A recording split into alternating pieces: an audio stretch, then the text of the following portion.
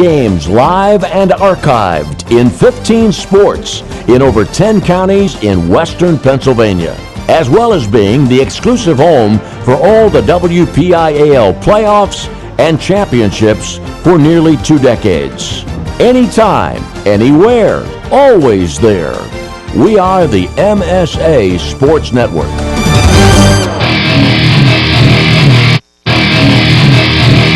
Welcome to WPIAL Football 2016 and the Progress Video Stream Game of the Week here on the Management Science Associates Sports Network. This evening it's a battle of powers in Class 4A non-conference action as the Thomas Jefferson Jaguars visit the Mars Fighting Planets. High school football at MSAsports.net is sponsored by Progress, by First Commonwealth Bank, by UPMC Sports Medicine, by Carlow University, by Officially Sports, by Dollar Bank, by Monticello's Italian Restaurant, and by Management Science Associates. Now, along with Scott Majesky, here's Josh Roundtree and Johnny Lee with all the action.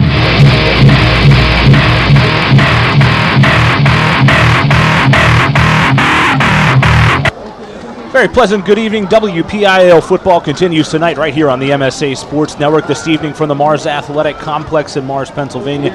It is a matchup in non-conference Class 4A as the visiting Thomas Jefferson Jaguars at 5-0 overall, 5-0 in their Big 9 conference, take on the 5-1 Mars Fighting Planets. They are 4-1 in the Northwest 9 as these two get set for a marquee matchup featuring a pair of top 5 teams in the MSA Sports Rankings. Along with Johnny Lee, I'm Josh Roundtree. Scott Majesky working the camera. If you aren't already watching, you can do so on our site as well as we get set for this one. Johnny, a lot of the hype this week, Clairton, Aliquippa, everyone's talking about that as the big non-conference game. Don't sleep on this game. These are two phenomenal teams that we're going to see here tonight that have a lot of history, and they're going to slug it out, and I mean that literally. This is going to be a very, very physical football game. It will be a very physical football game. Both of these coaches, Bill Charpak at Thomas Jefferson, Scott Heinauer at Mars, you know, they have made their successes based a lot on the defensive side of the football. You look at some gaudy numbers occasionally from both Thomas Jefferson and Mars offensively, but they know that the bottom line is you have to stop the other team from putting the ball in the end zone. And, you know, this 6 classification setup, I really, and I don't know about you, Josh, most people that I have talked to, not in favor of it. But one thing it has given us is some great non-conference matchups. No doubt. I mean, the WPIAL, you know, said, all right, if we're going to be forced to do this, we're going to have some great non-conference games. You talked about Aliquippa and Clairton, which we'll be keeping an eye on today because we're both interested in that. You were telling me about the sellout and some of the cost of some of the tickets going on down in Clairton, Pennsylvania. But, you know, I've seen a number of them, and this is one of them. Thomas Jefferson traveling up here to Mars. 2 teams that very easily, along with a couple other teams in this classification, could end up at Heinz Field in really about a month. This has semifinals written all over it. It just, those are the 2 caliber teams that we're going to see here tonight. 2 teams that were in the semifinals last year as Thomas Jefferson went on after losing their first 2 games to win the title. They finished 11-2 a year ago. The first meeting between these 2 teams since the 2014 quarterfinals, that was a 28-13 Thomas Jefferson win. TJ lost in the following round to West Allegheny in the semifinals that year. This Thomas Jefferson team, though, my goodness, what they have done this year is just incredible. Outscoring teams by 50 points per game. They're 5-0, and boy, Bill Charpak, when he gets things moving, they can really go. And we know they like to run, but they have added that passing element this year with Bobby Hill, who had a great second half to last season, and now he's come in this year, thrown for nearly 700 yards, 13 touchdowns. That's the 3rd best passing mark in the WPIAL. But they have a great receiver in Zandier, Quentin Hill, the running back as well. There are tons of weapons across the field in the white jersey. They are, and that's going to be the challenge that Scott Heinauer and his Mars Planet have prepared for this week. You know, every coach goes into a game wanting to take something away. But Thomas Jefferson, really, they've had some good quarterbacks in the past, and they've had some very, very good running backs that piled up a lot of yardage.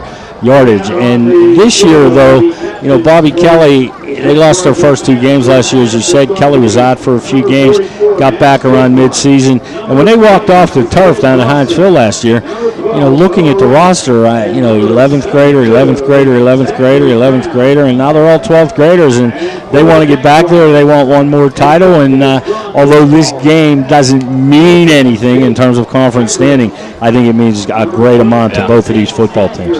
Yeah, and at the end of the day, seeding, I think, will be impacted when it comes to the time of the WPIAL Football Steering Committee to put the brackets together. Certainly, I think this is the game that they will look at, despite it being out of conference. So Mars won the toss. They are going to defer as the captains meet at midfield. For Mars, it is Noah Wright, Isaiah Johnson, Max Chismar, and Zach Cram.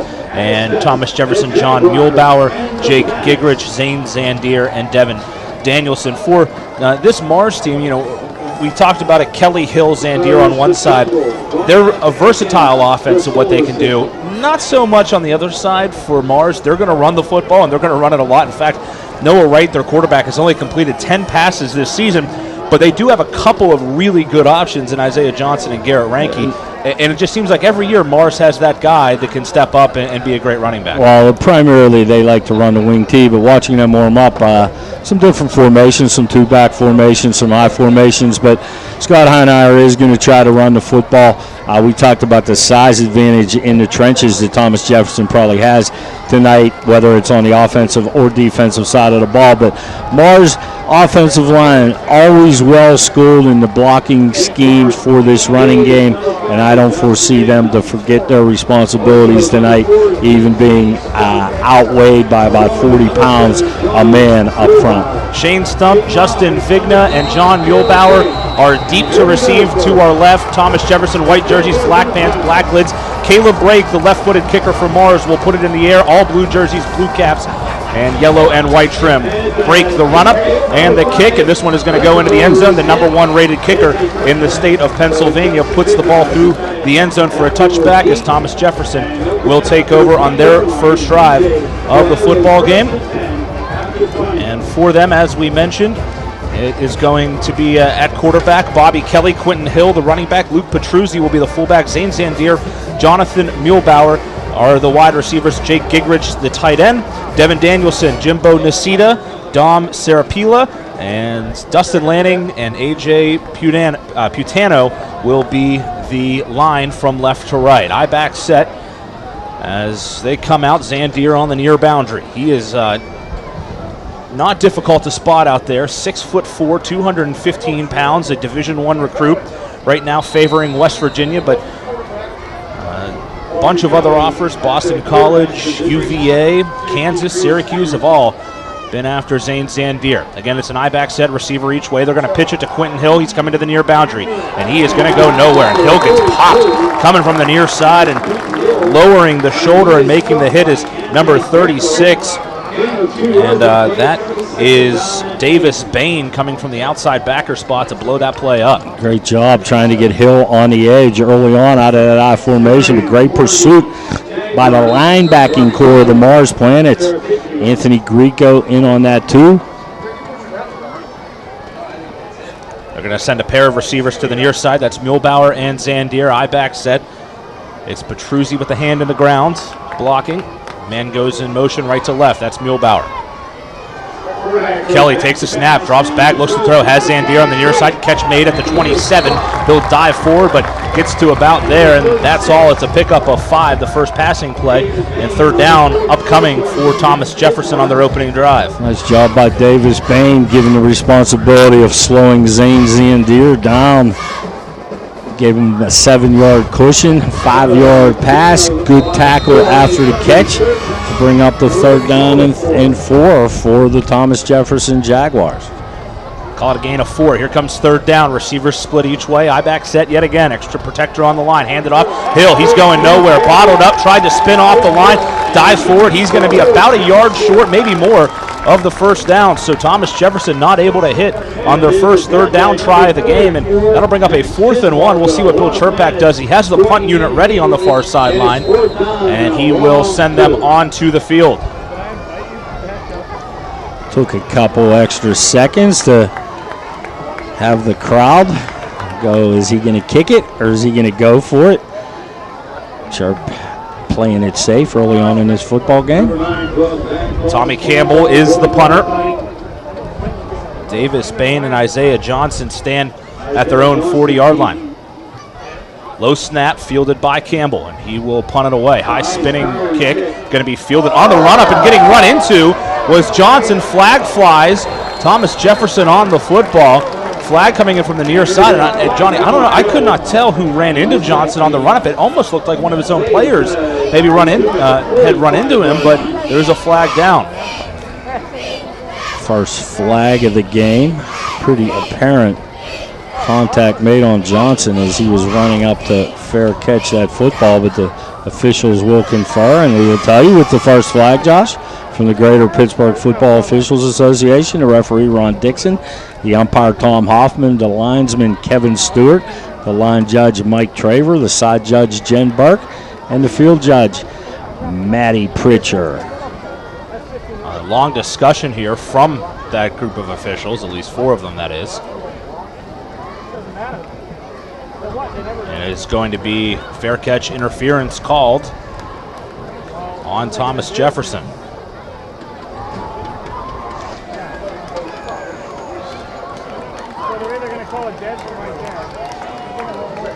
That'll be marked off from the spot of that foul, I believe.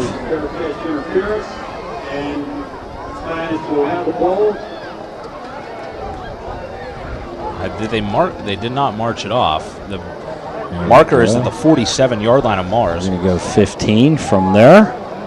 So the first big break in this football game this evening. A special team penalty, giving the Mars Plant its great field position to start their opening series. It will start in Thomas Jefferson territory at the 38-yard line. 9:46 to go. A 3-and-out on Thomas Jefferson's opening drive.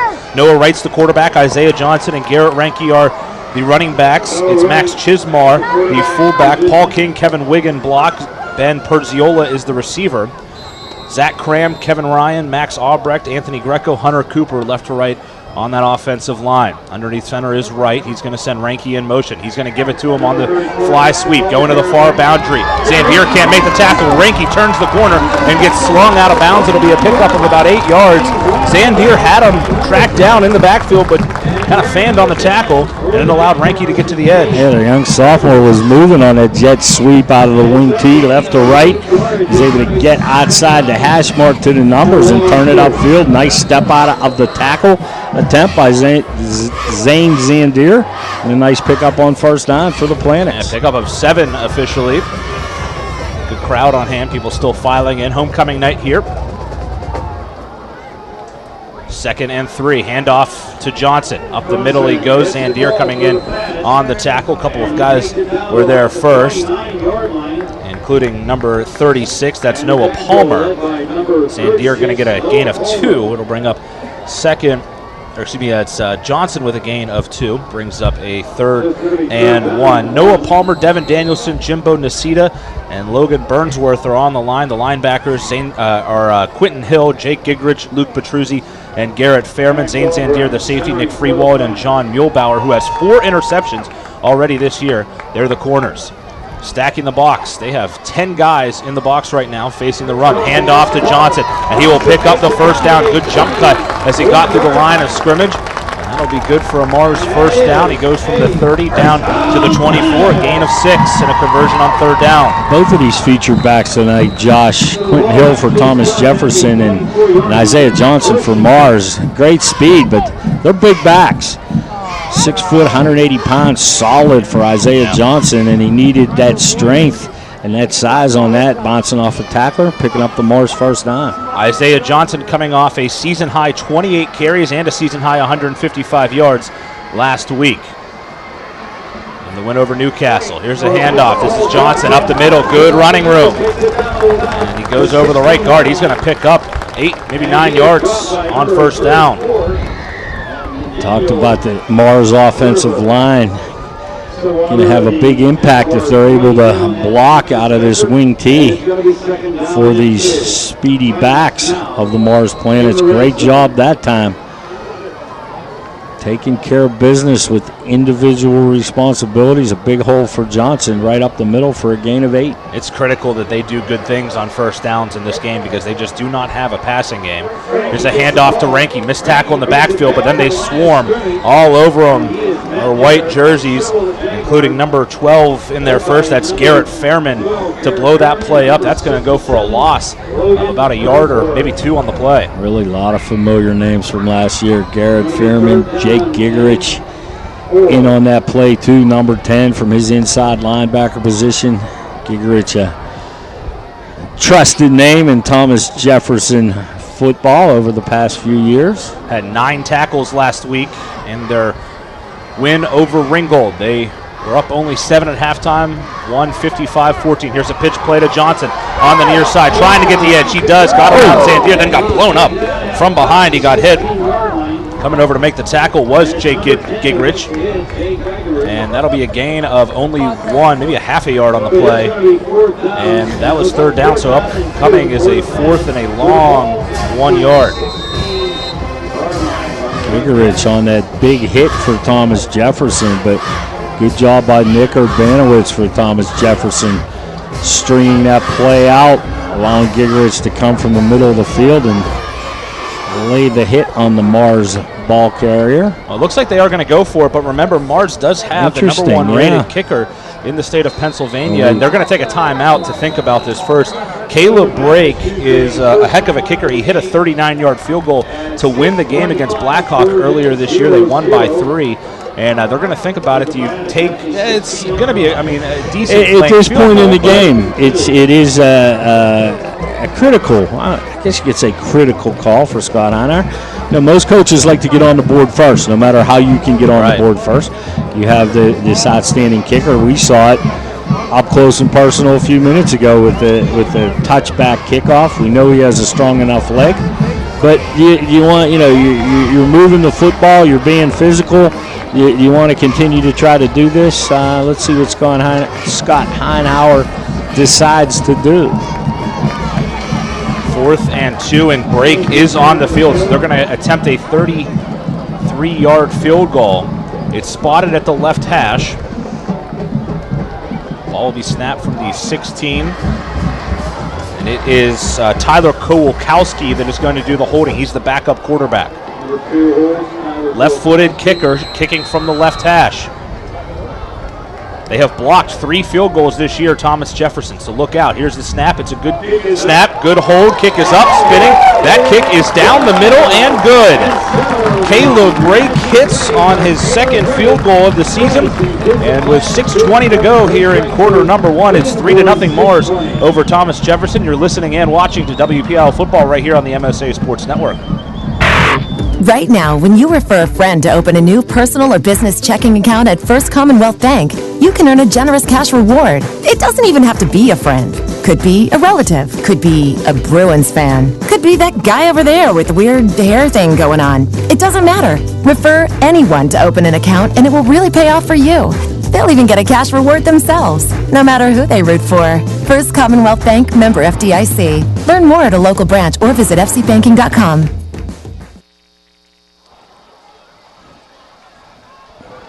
6-play drive ends in points. The old adage, right? Yep. 3 points on the board. It's 3-0 Mars. What a luxury to have, huh? Yeah. Young man like Caleb Brake. Not only in the field goal and extra point department, but what he's going to attempt to do now, and that's have TJ start once again from their 20-yard line. I'll tell you what, he looks, I saw them against Montour earlier this year, and that was just 3 weeks ago. He looks better now kicking off than he did then. He's starting to improve even more. This is a line drive kickoff again through the end zone and out of the back. And it'll be Thomas Jefferson again starting at their own 20-yard line. And how much did that penalty hurt as far as field position goes? Big, took advantage of it. That's what good teams do. Got an early break on the penalty, special teams, interference on the fair catch. Marked off 15 yards. We're able to move the ball approximately 30 yards and allow Caleb Brake to knock down that 33-yard field goal. Thomas Jefferson takes over at the 20. It's an I-back set. Pair of receivers out to the left side, Zandier and Muehlbauer. Zandier standing on the far boundary. Handoff, Hill. Hill going off the left tackle. Has some running room. He'll be pushed down after picking up about 6, maybe 7 yards on the play. In there on the tackle was Hunter Cooper to bring him down. Hunter Cooper on the stop. Third carry for Hill so far. Hill's their workhorse, running the football, has been for a couple years now. Outstanding athlete, good runner between the tackles, but he's able to get to that second and third level, has some pretty good speed to be able to take it to the house. Receiver split. Here's the pitch play coming to the near side. Pitch right to Hill. He'll be slung down around the 29-yard line. Max Chismar, Division I recruit, getting over to make the tackle. That's a kid I absolutely love. Yeah. Saw him last year actually in warm-ups, and we come in and, we're here an hour and 15 minutes before the game, and we watch teams warm up, and it was like, who is this kid? And has great lineage in terms of being a football player from Western Pennsylvania, but he's fast, he's aggressive, he's the signal caller for this Mars Planet defense, and that time just chased Hill down. Has offers from Army and Dayton so far. They gave Hill the first down. He was about a yard short. They gave him the first down. Here he is again. Up the middle he goes. Good carry there. Gets enough for a first down. It's a pickup of 11 yards. In on the tackle was Paul King to wrap him up. Gain of, call it 12 actually. Paul King had a nice article in one of the publications written about he and his family over the past couple days. A unique story.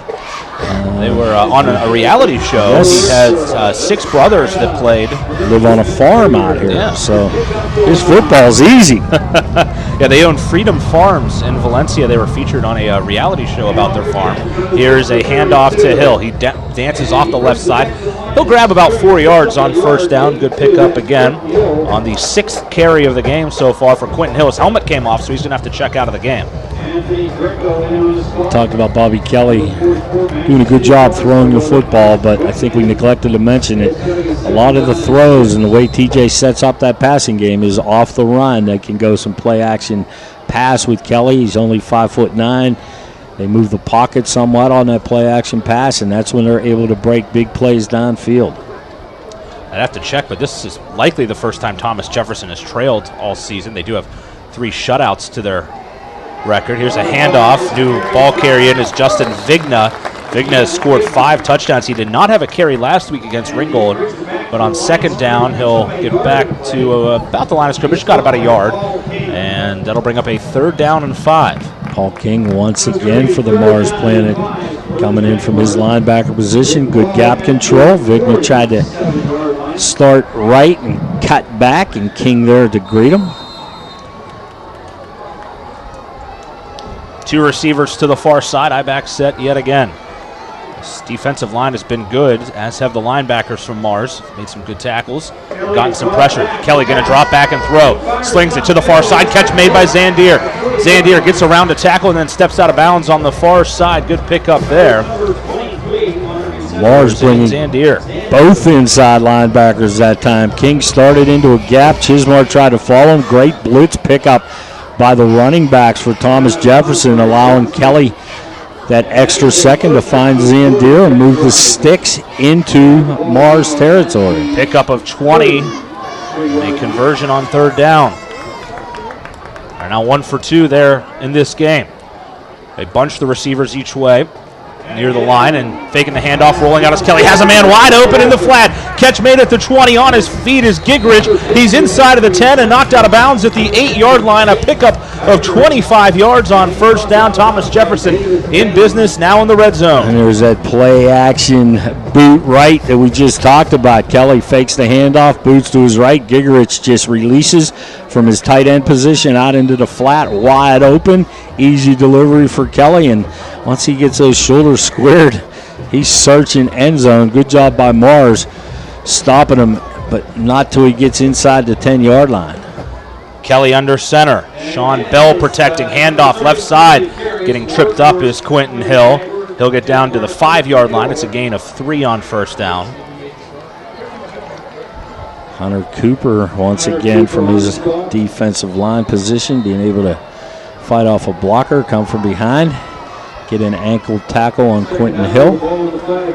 8th play of the drive coming up here. Muehlbauer, the lone receiver, will go out to the far sideline. I-back set with Bell protecting. Hill is the deep man. Extra protector thrown on the line. Here's the snap, the handoff. Hill, he is bottled up. He'll dive forward. He got maybe a yard, but it looks like they're going to give him nothing on the carry. As good pressure on the interior there. Hunter Leslie got in to make the tackle. There's an undersized kid that they use in the defensive middle, 5'10", 165, but a senior, and he's a tenacious player. Yep, quickness counts for something, and it certainly did there. TJ going to their big boy lineup, trying to just line up and power that ball up the middle. Nowhere for Quentin Hill to go. 3rd and 5, 3rd and goal from the 5. Again, the I-back set, 2 receivers off to the right. Zandier in the slot. Dropping back is Kelly, looking to throw. Now he's going to step up and try to roll out. Going to the far side, eludes a tackle, still on his feet. He's finally taken down. Pulled down on the far sideline by King. Paul King chased him and chased him, finally got him, and it brings up 4th down. This Mars defense pursues the football very, very fast. Kelly thought he was going to be able to get to the edge, trying to scramble away, but the speed of the Planets brings them up way short of the goal line, and now we're going to have the Bill Charpak decision that Scott Heinauer just made a few minutes ago. Do you take the points and tie the game, or go for the score? Bill Charpak is going to discuss this one right now. Some of the top athletes in the WPIAL are featured every week on the MSA Sports Center stage, which you can view on our YouTube page. Log on to our website this fall at msasports.net and check out which athletes we are talking to. Plus, our weekly game lights are also now featured here on the MSA Sports Network. You can tell. I mean, we're at a minute and a half left in this first quarter. This has a feeling of a good football game right now. These two, they're nasty up front, and that's what we knew we were going to see. And so far, it's been exactly that. We have seen 3 pass plays already out of Thomas Jefferson, maybe trying to add that extra wrinkle in to their offense in this game, because they know that this is going to be a grinder here. Well, very often, as we said, Thomas Jefferson starts out running the football, trying to set up that play-action game through the run. And if you look at a lot of Thomas Jefferson's scoring sequences throughout the year, they really don't get started until the end of the first quarter to the second quarter once they have been able to establish that line of scrimmage. But the Planets are aggressive. You knew they were going to be coming in. The linebackers are fast and get to the football, and the defensive line, although, again, maybe somewhat smaller than Thomas Jefferson's offensive line, doing a good job of taking on blockers and allowing those linebackers to make plays. The guys in the middle have been very good so far. Ball spotted at the left hash. They're going to go for it on 4th down. 3 receivers on the field. Man goes in motion to the near side. That's Zandier. Rolling that way is Kelly. Drops back, looks, has a man, touchdown. Hits him in the near side of the end zone. It is caught. That is a touchdown for Thomas Jefferson. On the reception is Garrett Fairman. And it's 6-3 as the Jaguars take the lead with 1:21 to go. Bobby Kelly with a great job. Seemed to want to get to the outside and be able to pick his receivers, but just stopped, planted, and rifled that ball to Garrett Fairman just over the goal line for the Thomas Jefferson touchdown. So Fairman hauls it in. And the kick is up. And that kick is good. 1:21 to go here in quarter number 1. It's now Thomas Jefferson 7, Mars 3. WPIAL football. You're listening and watching it right here on the MSA Sports Network. When looking to replace your athletic field, choose ProGrass, First in Turf. ProGrass has installed over 500 fields in the U.S. Getting the best artificial turf for your field depends on both the product and the partner you choose. That's why architects, athletic directors, and players choose the ProGrass Performance System. ProGrass maintains an active presence in the synthetic turf industry as members of the Sports Turf Management Association and the American Sports Builder Association, and is proud to be recognized as the FIFA preferred manufacturer. Call ProGrass today, 866-270-6003, or visit them on the web at www.progressturf.com. ProGrass, First in Turf. For Garrett Ranky, Well, a long drive that answers the score, the field goal of Mars. Touchdown drive for Thomas Jefferson. 10-play drive for the Jaguars that took nearly 5 minutes off the clock. 4:59 came off of the clock. They go 80 yards on the touchdown strike to Garrett Fairman. That is his first catch of the year. And Jags have a 7-3 lead. There's the run-up and the kickoff. It's a short kick. It's going to hop, and it's going to take a backwards bounce. Diving on the football is Chismar. Boy, they were in pursuit there on the pooch kick as Shane Stump got down there in coverage, nearly got on that football, but Chismar was able to dive on it, and Mars will take over. Good recognition by Chismar. As he came up, he thought the ball was going to hit the turf and caromed to him. The ball hits the turf and dies, and he has to scramble to the turf to recover that, but excellent recognition of a situation and the Planets with the ball. No Wright is the quarterback. 10 guys in the box. They hand it off. Quick hitter on the fullback carry. Oh, excuse me, that was Johnson on the carry. Just a quick hitter right up the middle. He's going to pick up 3, maybe 4 yards. Call it 3. His 5th carry of the game. 20 yards for him, so some tough sledding out there for Isaiah Johnson so far. Ben Perdziola is the lone receiver, 6'4", 180. He's caught 5 balls this year. That's half of Noah Wright's completions. He'll fake the handoff. Wright's going to throw, and he's being flushed out of the pocket, and he's brought down in the backfield. A sack on the play. There's an injured Thomas Jefferson player down, and that's the man that got in there for the sack. That is number 20. That's Sean Bell. He was shaken up, but he gets the sack. Bell on the blitz, seeing Wright bootleg out for the first time tonight. Real good closing speed to make that tackle. Force the big loss for the Thomas Jefferson Jaguars. A loss of 13 on the play, and they're going to let this run to the end of the first quarter. After 12 minutes here at Mars Athletic Complex, it is Thomas Jefferson 7, Mars 3. You're listening or watching WPIAL football right here on the MSA Sports Network. The team at UPMC Sports Medicine doesn't just rebuild wrists and knees. They build better athletes. Athletes at every level who want to get stronger and faster and prevent injuries. Fact is, no other sports medicine program in the region is more experienced when it comes to treating, training, and inspiring athletes. UPMC, the official healthcare provider of the Penguins, Steelers, and you. Find out more at upmcsportsmedicine.com. People ask what drives me. It's the respect I have for my opponents, the trust I have in my teammates, a coach who treats me with dignity, and a university that has faith in me on and off the field. That's what keeps me focused, why I practice harder, play my heart out. I play to win. I play for Carlo. Tell us your story using #WhatDrivesYou. Carlo University, a proud sponsor of the MSA Sports Network.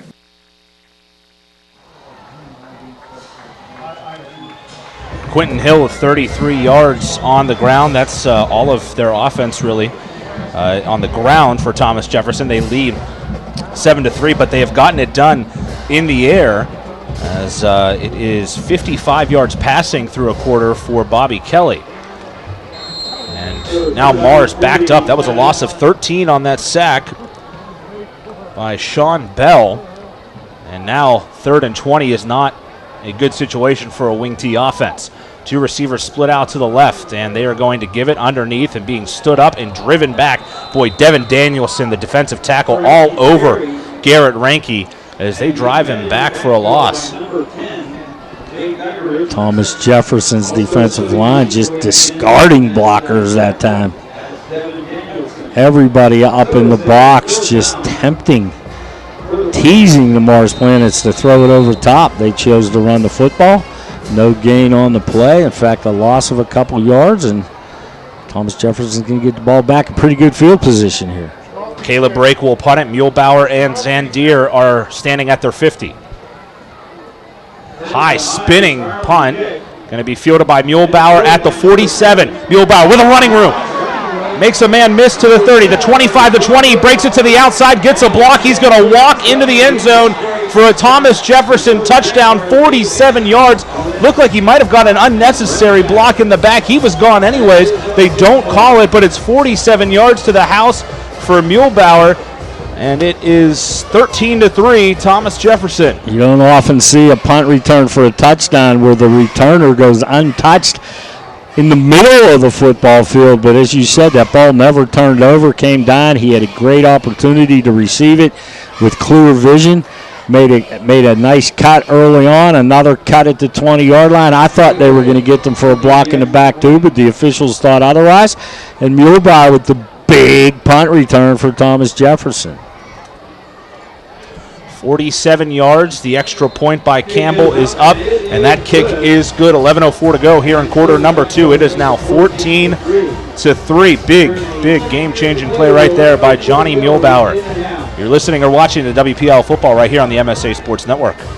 Monticello's Italian restaurant has been serving the Pittsburgh community for over 34 years. With over 5 northern locations, there is one near you. Monticello's has been named the best pizza, best hoagies, and best Italian restaurant by the Tribune Review for 3 years in a row. Stop in at Monticello's restaurant before or after your high school football game and mention that you heard us on the MSA Sports Network and receive a large traditional cheese pizza and 4 soft drinks for $12.99. For the complete menu and additional information, go to Monticello's.com. Monticello's, a Pittsburgh favorite. So a 47-yard return from John Muehlbauer. And boy, has this guy made plays this year, Johnny. Look at what he's done on offense. 9 catches, 118 yards, but he has 4 interceptions on defense. And that time he takes a kickback to the house, their first special teams touchdown of this season, and couldn't have picked a better time. They had short field position. He made a guy miss, and then boom, was off to the races. Looked like they may have gotten away with a block in the back, but it was so far behind the play, it really didn't affect him. Only a penalty if it's called. There's the run-up, another short kick going to be fielded at the 20 by Chismar. Chismar with some running room, bounces off a man, gets down to the 35-yard line. Mars will take over. Now all of a sudden you're down by 11. This becomes a pretty important drive here for the Planets. An extremely important drive, Josh. Josh, you do not want this football game to get away from you early in the second quarter. Mars was able to get that opening field goal, get on the board first. But Thomas Jefferson with a tough 4th down and 4 touchdown pass. And then the big punt return by Muehlbauer. You do not want this game to get away from you. The Planets have a great running game. They're running against the defense who loves to play against teams that run the football. So you go down a significant amount of points, may be tough for the Mars Planets to get back in it. And the officials are going to take a timeout here. I'm not sure what that would be on. Looked like the spot of the football was right. It was around the 35.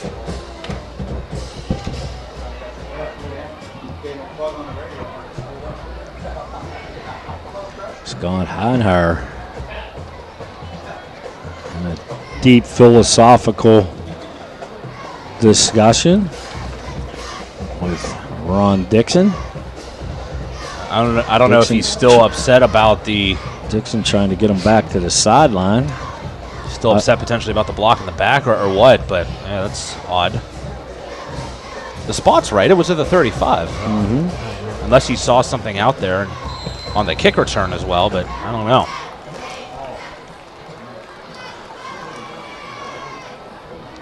Either way, it's a 1st and 10, the ball at the 35. Chismar in motion across the line. Now he's going to come back, and they're going to hand it off to Chismar. Gets a block on the near side, turns up, but then gets polished off by Zandier. Boy, this kid is so much fun to watch play football, and those are 2 big kids out there. You have Chismar, who's 6'3", 215, and Zandier, who's 6'4", 215, colliding at full force. They collide, and then all of a sudden, Zandier's buddy, number 10, Jake Gigerich, at 6'2", 210 pounds, shows up, and Chismar nowhere to go with that jet sweep handoff. Call it a gain of 1 on 1st down. Brings up a 2nd and 9. Ball at the 36-yard line. Clock rolling, 10:20 to go here in this second quarter. Again, 10 men stack the box. Chismar in motion, Wright's going to pass, drops back, throws it down the far side. It's a jump ball, and it's going to fall incomplete. Zandier breaking it up as they were looking for Reinke on a fly. Zandier, though, there step for step with him, was able to break that play up. Yeah, Zandier located that ball early, trying to make that catch over his shoulder. Actually, a great job by the young sophomore Garrett Reinke, just getting his hand in there, knocking that ball away from Zane Zandier. And I think that's what makes Zandier so versatile. We're talking about him. The fact that he can come down here and make a tackle, blow-up tackle on a fullback, and then cover a speed back on a fly route down the sideline. That shows the versatility of Zane Zandier. 20 collegiate offers for him, and rightfully so. Here's Wright again, going to pass, drops back, throws over the middle. It's intercepted. Muehlbauer, his 5th interception of the year, and he has running room. Eludes a tackler at the 40, still on his feet as he crosses midfield, and he's brought down at the 45. Now 5 interceptions in 6 games for Johnny Muehlbauer and Thomas Jefferson. The takeaway, some splash plays here, and they're in business again. Yeah, just a blanket on the receivers near sideline in front of the Mars benches. Noah Wright stepped back, got some pressure, released the ball early, overthrew his intended receiver. Muehlbauer in perfect position to make the pick, bring it back across the 50. I think Muehlbauer thinks every time he catches the ball, be it on special teams or on defense, he should end up into the end zone, but nonetheless gets the ball to the Morris 45-yard line, and the Thomas Jefferson Jaguars with a big opportunity to make a statement on this drive if they're able to get into the end zone. And that is incredible. Muehlbauer, 5 picks in just not even 5.5 games. Men split each way here for Kelly. He drops back and looks to throw. He's going to lob one. Has a man down the far sideline. A diving attempt down the far boundary. Falls incomplete. Boy, he had Zandier wide open as he gave a little stutter step move down the far side, but the ball just overthrown. Well, perfect time and perfect position to try to go up top early. You get the interception, the turnover.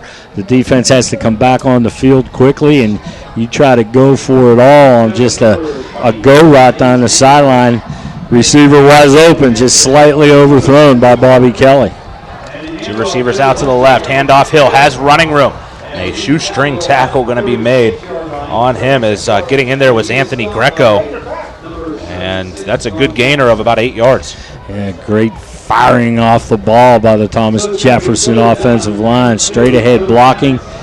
And you notice those shoestring tackles are now occurring 7, 8, 9 yards downfield instead of near the line of scrimmage or 1, 2 yards into the run. If this TJ program can do anything, it's produce offensive linemen. Here's the handoff to Hill again. He'll dive forward, has enough. Boy, look at the push that they got there. That play was blown up at what appeared to be the line of scrimmage, but the line had actually moved about 3 yards downfield, and that's what he gained. Moved the entire line of scrimmage. Didn't encounter any contact until he ran up one of his offensive linemen's backside 3 yards into that run. And Mars on their heels a little bit. You see Chismar, the hands on the waist, breathing deep. They are being tested right now by this big offensive front that weighs 255 on average across that line. Fairman in motion from left to right. He'll go to the far sideline.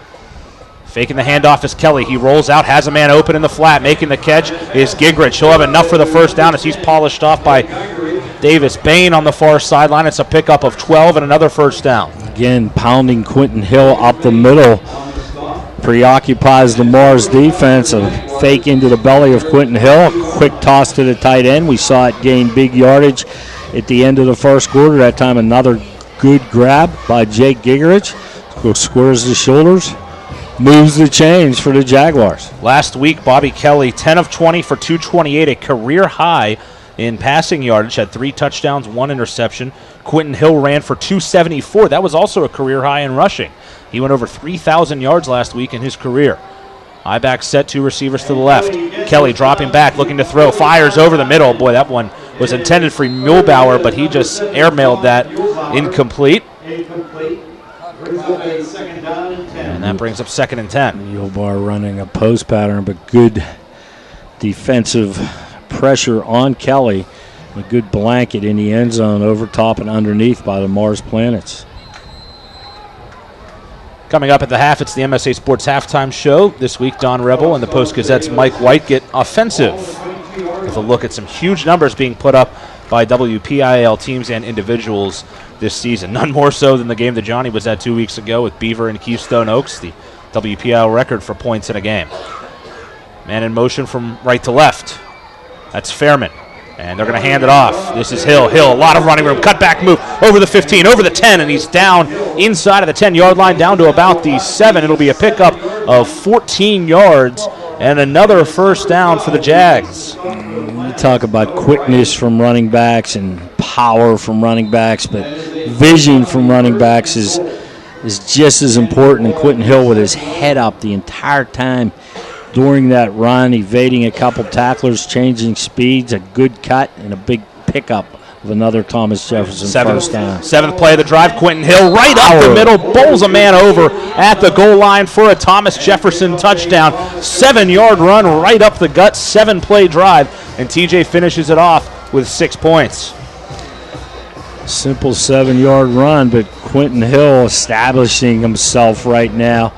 Good power as took on a tackler at the 2-yard line and just drove him into the end zone for the Thomas Jefferson touchdown.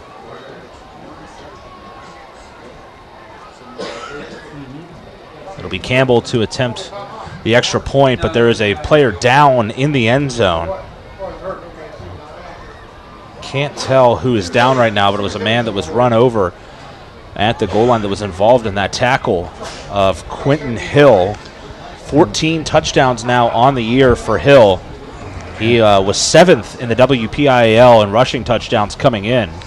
Have an early score from down around Thomas Jefferson High School in Clerton, Pennsylvania. Aliquippa, an early lead on the Clerton Bears, 8-0. That'll be a fun one to monitor throughout the night, no question. And we talked about with some of the people in the box.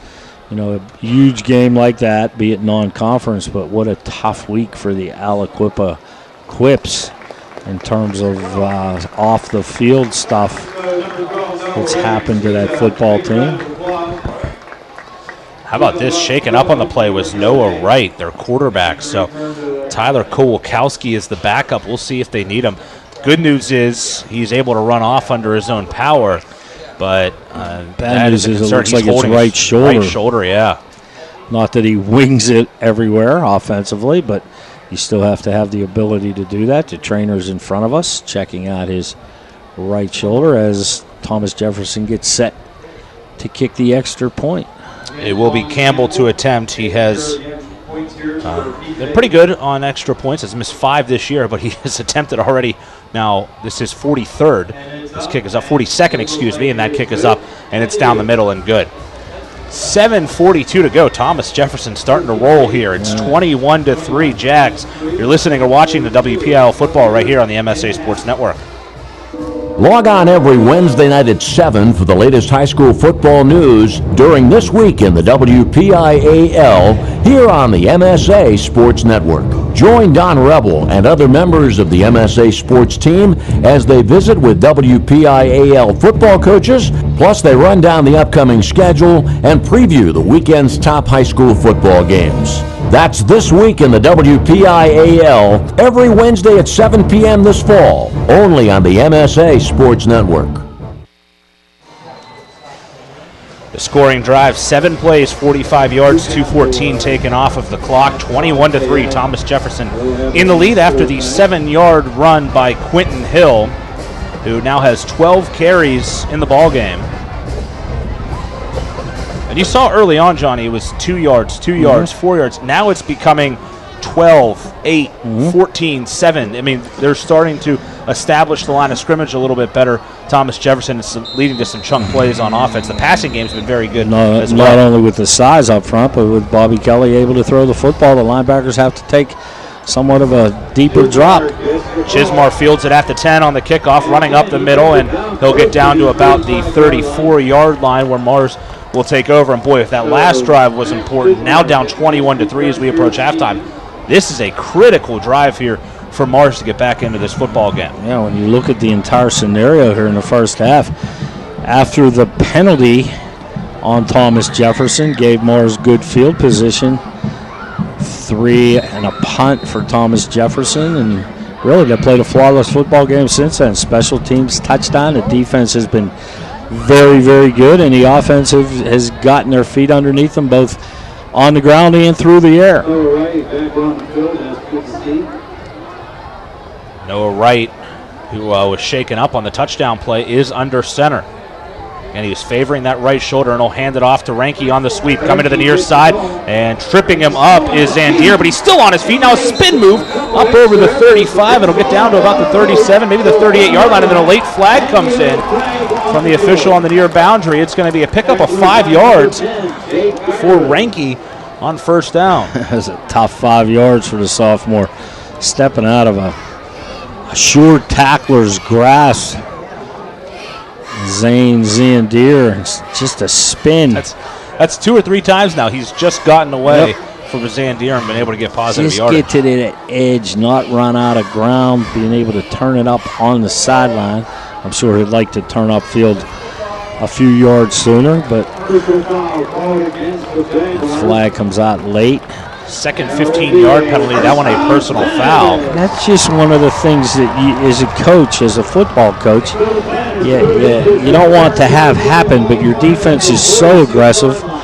Ranke was in the middle of a spin, ended up finally going down to the turf, and the pursuit was thus the extra hit was laid on the young man, and it resulted in an extra 15 yards for the Planets.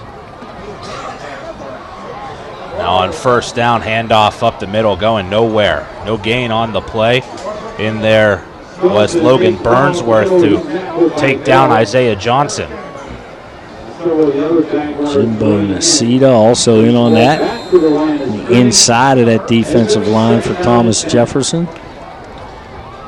That first down by way of the personal foul, just the second first down of the ball game for Mars. They had not had one since that opening drive in which they had great field position. They got 1 first down and then were able to kick a field goal. Other than that, they haven't really been able to move the ball. Perziola, the lone receiver on the near side. And the wing set up. Chismar in motion across the line right to left. Man jumped up front, flag flies. Johnson got the carry, then was stood up, but whistles and flags all around. Let's see who jumped here. Officials confer. Offsides on TJ. So some penalties here starting to become a factor. We'll give them 5 yards.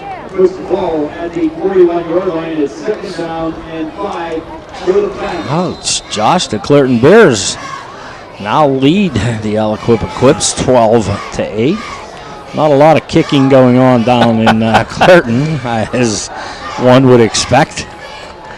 It's either 2 or go home after a touchdown. Man in motion, that's Ranke. Slides across the line. They're going to pitch it. This is Johnson. Johnson coming to the near side, looking for a lane. Not there. He's wrapped up, taken down. Gigrich will make the tackle. No gain on the play. Hard enough to run to the edge on the long side of the field, but the short side with the pursuit of the Thomas Jefferson defense. I think at one point there were 7 jerseys surrounding the ball carrier. Isaiah Johnson's first 3 runs were for 16 yards. His last 4 are for 4 yards. So big disparity from what he started with to what he's been doing of late as that TJ defense has started to ramp it up a little bit. Chismar will go in the slot left. Perziola out there as well. 3rd and 5. And Wright will throw. Looking, and he is going to be wrapped up and sacked. Back on his own side of the field. Getting in there was number 36. That is Noah Palmer's 2nd sack of the year. They're going to mark him at the 50. Noah Palmer doing a tremendous job this evening from his defensive end position. All pass rush that time, able to fight off a blocker. Really nowhere for Noah Wright to go. Tried to get his feet turned around and release that ball downfield, but just a great athletic play by Noah Palmer, and the Mars Planets forced to punt once again. Break will punt it.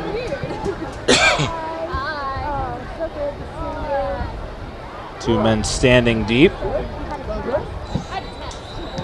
And flags fly. It is Zandier and Muehlbauer that are inside of their own 15, but let's check the flag.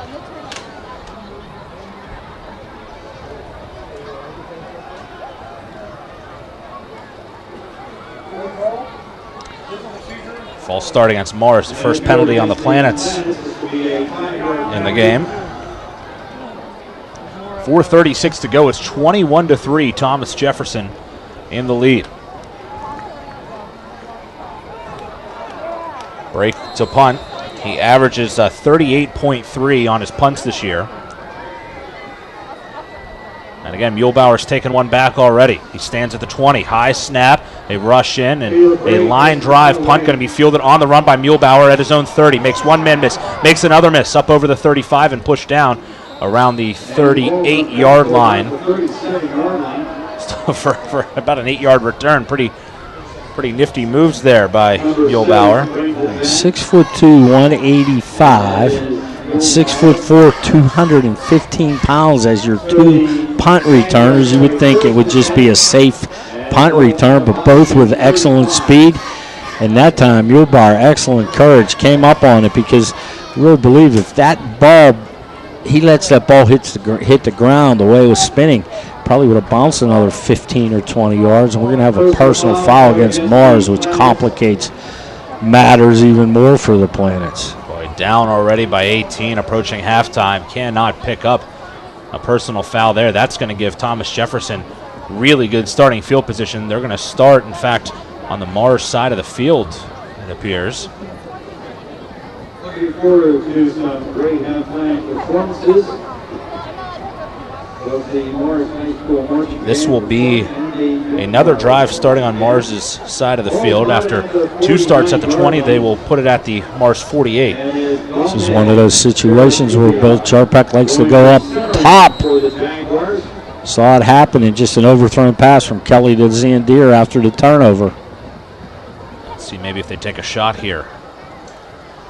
Kelly dropping back, looking to throw. They do. Airs one out downfield. Jump ball it is. Pulled in. And holding on to the football is Zandier. Flag flies late. Looked like Zandier maybe stood over the man after he made the catch, and a flag came in. So this might be a completion and then 15 yards against Thomas Jefferson. But my goodness, what a hookup down to the 13-yard line. A pickup of 36 on the play.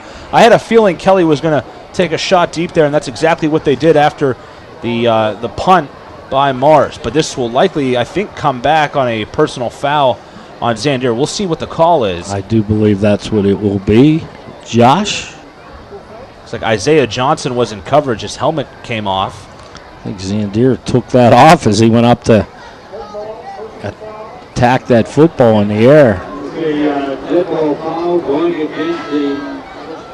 That's exactly what it is. They got, as soon as Zandier got tackled, he stood up and just sort of stood over Johnson, who had lost his helmet, and a flag came in because of that. Thomas Jefferson did go up top. Big play. They will still come out of it with a first down. The chains will move. It'll be first down and 10 from the Mars 27-yard line. Well, it was a pickup of 36 on the passing play, and then the foul after that. So Bobby Kelly putting up some big-time passing numbers. Zandier and Muehlbauer are to the left as we await the restart of play here. Official gives the sign, and we're good to go. Hill, the deep man in the backfield. Kelly under center. Drops back. He's looking to throw again to the near side. Muehlbauer makes the catch at the 22. Gets to the 20. Stiff arms a man and will be wrestled down at the 14-yard line. In on the tackle was Kevin Wiggin. All first half, Josh. The sequence of play calling by Thomas Jefferson and their offensive staff has been superb. You know, you want to take what the defensive gives you. Mars is having trouble figuring out, you know, what do we stop? Do we stop the run? Do we give them cushion. That time cushion was giving. A nice strike by Bobby Kelly and another Thomas Jefferson first down. Gain of 13. Now here's Hill. Hill trying to go up the middle. He has some running room. He'll get down to the 9-yard line. A gain of 5 yards on first down. Clock still rolling, now under 3.5 minutes. Gain of a few yards in the play. 13 carries for Quentin Hill. Second down and 6. Zane Ziandir back into the game, banished for a couple plays after the personal foul. And knowing Chirp, he will not be happy with those actions. Kelly in the eye back. Handoff, Hill. A lot of running room over the 5 and into the end zone as he fights off arm tacklers. Nearly untouched as he scampers into the end zone for the 9-yard touchdown. This game has been blown open. It's 27-3, Thomas Jefferson. It certainly has. Really, not much you can say about that. Just pure power football between the tackles. Q Hill going in, standing up for the Thomas Jefferson Jaguars.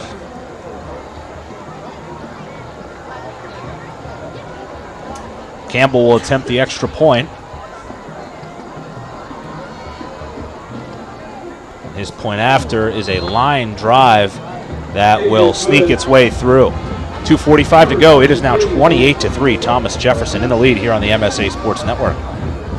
Officially Sports is your one-stop shop for all your officiating needs. If you need a shirt, jacket, pants, shoes, whistles, etc., Officially Sports has it all, and they are the sole licensed supplier for the Pennsylvania Interscholastic Athletic Association. Officially Sports also provides custom bags and apparel to help promote your officials association. Mention this ad and receive free shipping until November 1st. Order online at www.officiallysports.com or call 1-800-934-4555. That's 1-800-934-4555. 4 plays, 48 yards. And another touchdown for the Thomas Jefferson Jaguars. 28-3, they lead here at Mars. This is a big test coming in for both of these teams. One would figure that both of them will be in the playoffs and both have a very good opportunity to make it to the WPIAL Championship. And Thomas Jefferson is driven up from the South Hills of Pittsburgh, and so far in the first half established what they like to do, and that's a very mixed bag offensively, running the football with Quentin Hill. Bobby Kelly having a very good night, a tough defense, and throwing a special teams touchdown, and your lead 28-3. Bain will field the kick around the 12-yard line. He gets up and he lost the football. The football knocked out of his hand around the 25-yard line. Thomas Jefferson says they have it. And what is the signal? Bain crossed, and they are going to say that he was able to get back on the football. Boy, a lucky break there. That's a huge, huge break for Mars as Bain coughed up the football. That would have been great field position for TJ, but Mars will take over. 2:39 to go at their own 26. Big hit by Nick Urbanowitz on special teams, the starting defensive back. Thomas Jefferson, just such an interesting team. Urbanowitz, cornerback, 6'2", 185 pounds. Physical, physical, physical.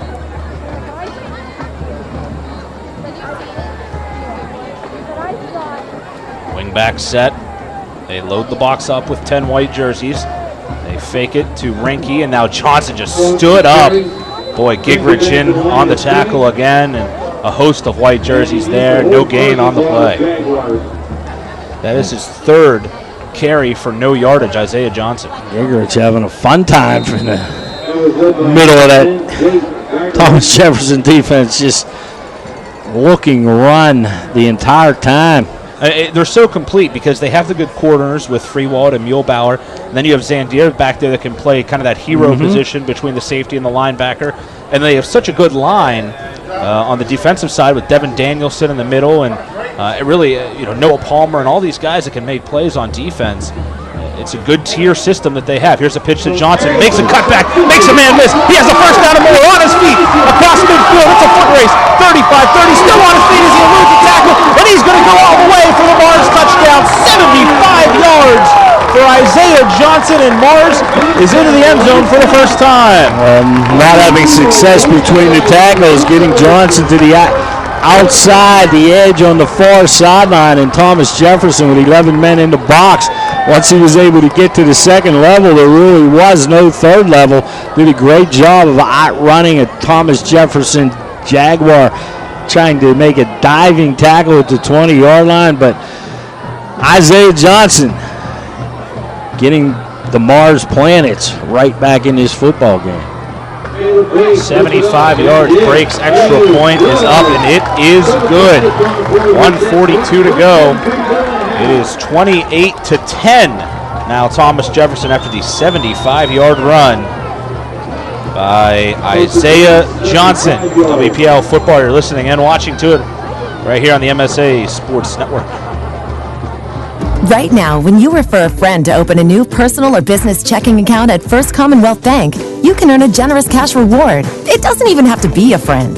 Could be a relative. Could be a Bruins fan. Could be that guy over there with the weird hair thing going on. It doesn't matter. Refer anyone to open an account and it will really pay off for you. They'll even get a cash reward themselves, no matter who they root for. First Commonwealth Bank, member FDIC. Learn more at a local branch or visit fcbanking.com. Two plays on the scoring drive that went 74 yards. A 75-yard run by Isaiah Johnson. Now 28-10, Thomas Jefferson in the lead, but a big strike there, and that got the Mars crowd back into it as well. Little momentum going back to the blue and gold. Planets needed it. Break, the run up, and the kick. It's a long one, and it will be on a hop into the end zone for a touchback. Mars Planets certainly needed that, having scored the opening field goal and then having allowed Thomas Jefferson 28 straight points. But it's what they do if you're able to get everybody in the box and you're able to get a couple blocks, as Isaiah Johnson did with his speed, able to take off down the sideline for the 75-yard touchdown run. So TJ will start at the 20. 1:41 to go, and if you're Mars here, you have to make a stand. You have to make a stand. They will get the ball to start the second half. So a chance here to maybe get back into this game. Let's see what they can do. Here's a handoff to Hill. That's blown up.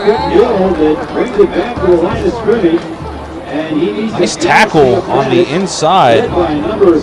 64 on the tackle. That's Chase Lambert to bring him down. Talked about the quickness of Chase Lambert, just a sophomore, 6 foot, 180 pounds, right smack in the middle of this Mars Planet defensive front, but using his quickness to corral Quentin Hill from behind. No gain on the play. Clock rolling, TJ huddled. Let's see if maybe they're just trying to play for the half here. Nope, Kelly's going to drop back to throw. Deep 7-step drop, fires one down the middle of the field. There's no one home. Overthrew Zandier, who is streaking down the middle. Isaiah Johnson and Tyler Kowalkowski in coverage. An incomplete pass will bring up third down. It also stops the clock, so a chance now for Mars to get the football back. Yeah, Mars will have, what, Josh, 2 timeouts left if they get the football back. And if they do, it should be in fairly good field position. Nice battle going on out there. Isaiah Johnson in the safety position and Zandier. 2 good athletes, 2 competitors. 2 guys that will be playing on Saturdays next year. Zandier, we mentioned, with 20-plus collegiate offers. Johnson has some college interests right now, more likely to come. New Hampshire, Delaware, Villanova, all interested in him as a defensive back. 2 receivers out to the left. Kelly under center. He'll hand it off. Quick hitter. And it is Hill. And he is stood up, still trying to fight for yardage. He'll end up picking up 4 yards on third down.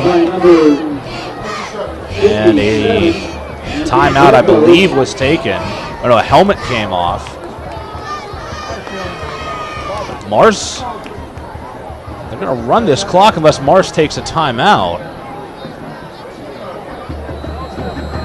And they will do just that. So alertly, Scott Heinauer taking a timeout. Gives us a chance to talk about what a great coaching matchup this is, a pair of athletic directors. When I was here last time, I had Montour and Mars, which is also a meeting of athletic directors, so it's something about coming here, I guess. But the win totals between these two guys, Scott Heinauer and Bill Chirpak, 400 on the nose, 400 combined wins between these two coaches in their 47 combined years at their programs. What a tremendous job it is, both of them. And you know what? That's one of the instances where I give the school districts a lot of credit too, because, you know, early on, Bill Chirpak didn't have this type. I mean, he had success, but there was always they can't get out of the quarterfinals, they can't get out of the semifinals. It was years and years. And well, they did eventually. Right, they did eventually, and they did it in a big way. But I give the school districts, the boards, and the administration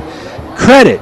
Sometimes they take a lot of heat, but I give them credit for sticking with them when I'm sure some people were saying we need to make a change at the helm of our football program. And now when you're talking about the Mount Rushmores of coaches, I think he's a borderline candidate, no question. Here's a line drive kick. Gets through the arms of Johnson. Then he boots the football. It's going to be still bobbled around, and finally TJ will jump on it. Boy, Isaiah Johnson had a chance at just letting that football go or making a catch. Kind of got caught in between, and it goes all the way back, and Thomas Jefferson will take over in the red zone. Oh, my. Great analysis, Josh, of the fact that he didn't undecided about whether to make the fair catch, and if he did, Mars would have had excellent field position or try to make something happen, as he did on the big 75-yard touchdown run. Got caught in between. Thomas Jefferson trying to pick it up and go into the end zone, but they get the ball with 38.3 to go in great field position to add on to this 18-point lead. 3 receivers on the field here. They're going to go up top. They throw underneath, actually. Looks like they were going to try maybe a fade to Zandier on the far side, and they threw it short of him, did Kelly. And that'll bring up second down. Zandier had some cushion. I think Kelly thought he was going to cut that right off and turn around, throw into the backside of his body, but Zandier about 2 yards out in front of that pass. How about the special teams in this game so far? The punt return on one end, and then the muff punt. And if TJ can put points on the board, that's a huge swing when it comes just to special teams in this game. Zandier and Muehlbauer to the left, Fairman to the far side. Hill is in the backfield, and whistles blow, and a timeout has been taken by Thomas Jefferson. Their second. Keep it right here on the MSA Sports Network. Coming up at the half, it's the MSA Sports Halftime Show this week. Don Rebel and Mike White of the Post-Gazette get offensive. Those guys are kind of always offensive, but they're going to talk about the huge numbers being put up by WPIAL offenses, both teams and individuals. That's coming up at the half right here on the MSA Sports Network. And looking forward to listening to that. To keep our listeners and viewers up to date, from our man Kevin Sherry over here, Clairton now leads Aliquippa 18-8. Wow. West Allegheny 14, Upper St. Clair 0. So two of the bigger games in Western Pennsylvania this week. I won't necessarily ask you to make a prediction, but if you were to make a prediction, I guess I am asking you, on Clairton and Aliquippa, what do you think about that game? I just think that it being at Clairton and the insanity that you told me was the Clairton community in terms of trying to secure tickets and be part of this really historic game. It's non-conference, but 80 years in the making. Yes, and I really believe the Clairton Bears. And for some reason, and you know, people take Clairton for granted, listening to the scoreboard show and some other things this week, reading some stuff, everybody's always looking for that team in single A to beat Clairton. But it doesn't happen a lot. Not this year. I think it's going to be, you know, everybody's saying that Jeanette Jayhawks have a great chance to beat Clairton. But until they beat Clairton and Aliquippa going down to Clairton, just a great night for the WPIAL. 2nd and 10, 2 receivers left, 1 right. Muehlbauer and Fairman to the left boundary, Zandier out right. Kelly looking to throw, pump fakes again. Now he rolls out, and he's going to be brought down, lost the football. It's free. Does Mars have it? I think they do. Kelly was going down, and TJ comes away with the football. One of the offensive linemen, I believe, jumped on that football, and a great job. It was Quentin Hill that pulled it out of there. Number 76 for Mars, John Jackson, motoring after Bobby Kelly. Great form tackle, stripping down on that football. We have, I believe, a Mars Planet getting up slowly. It is a loss of 5 for Kelly. 21.4 on the clock as another Mars injury. That'll also be a timeout for, well, I guess not. They still have one remaining on the board. Thomas Jefferson out of timeouts. Scotty Heinheimer has had a lot of conversation here tonight with Ron Dixon. It's going to be big number 66. Nick Shriver. Nick Shriver is up, jogs off the field. That line with Paul King, Zach Cram, Hunter Leslie, Nick Shriver, John Jackson, Vinny Blasco, those guys have been tested up front. They've at times held their own and at times have been taken back off the line by this TJ group, but they are battling here, and Shriver coming out, that's a big piece of that line at 6'1", 195. Once again, number 11, Bobby Kelly at a quarterback. 3rd down and 15. Number 32, Quentin Hill. Let's see what TJ has lined up here. Don't forget, they could get points out of a field goal. They might want to get a little bit closer, though, here for Campbell. Pump fake to the left on the screen, then they throw over the middle. Pass tip. Boy, if that is a completion to Zandier, he probably walks into the end zone. They fake the screen pass left, and then they came back with the receiver screen over the middle, and the pass was just out of the hands, out of the reach of Zane Zandier, but there was green grass in front of him. There certainly was, but great recognition by Max Chismar. Started to come on what he thought was going to be a Bobby Kelly boot, but realized it was a delayed screen to Zandier, held back just enough to force Bobby Kelly to errantly throw that football. They will attempt here on 4th down a field goal. This will be a 40-yarder for Tommy Campbell. He has not attempted a field goal this season. At the left hash. Ball down, kick is up. It is long enough, and that kick is good. Down the middle for Tommy Campbell. A 40-yarder with 11.9 to go. It's now 31-10, and the punt muffed by Isaiah Johnson does come back to haunt Mars, not fully, but 3 points on the board for TJ. They lead by 21 with 11:19 to go. When looking to replace your athletic field, choose ProGrass, first in turf. ProGrass has installed over 500 fields in the U.S. Getting the best artificial turf for your field depends on both the product and the partner you choose. That's why architects, athletic directors, and players choose the ProGrass Performance System. ProGrass maintains an active presence in the synthetic turf industry as members of the Sports Turf Management Association and the American Sports Builder Association, and is proud to be recognized as the FIFA preferred manufacturer. Call ProGrass today, 866-270-6003, or visit them on the web at www.progressturf.com. ProGrass, first in turf. Well, the drive that was continued with second life after the muffed punt results in 3 points for the Jags. Campbell will kick off, 3 men deep for the Planets, and they try a squib kick, but a flag flies. Looked like TJ was offsides. This game was moving right along for most of this first half. The last 4 minutes, I've seen a lot of clock stoppage, interesting plays. Thomas Jefferson able to once again build a 21-point lead. So field goals on each side here.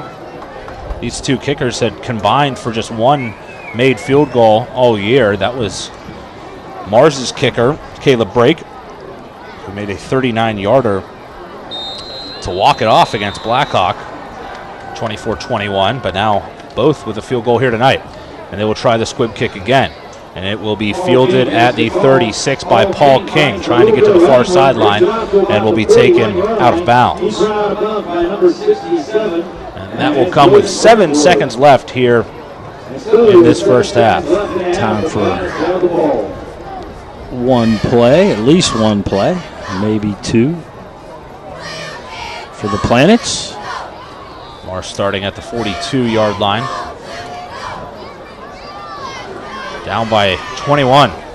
Remember, Mars will get the ball to start the second half, so I would expect them probably to be conservative here. Berdziola is the receiver.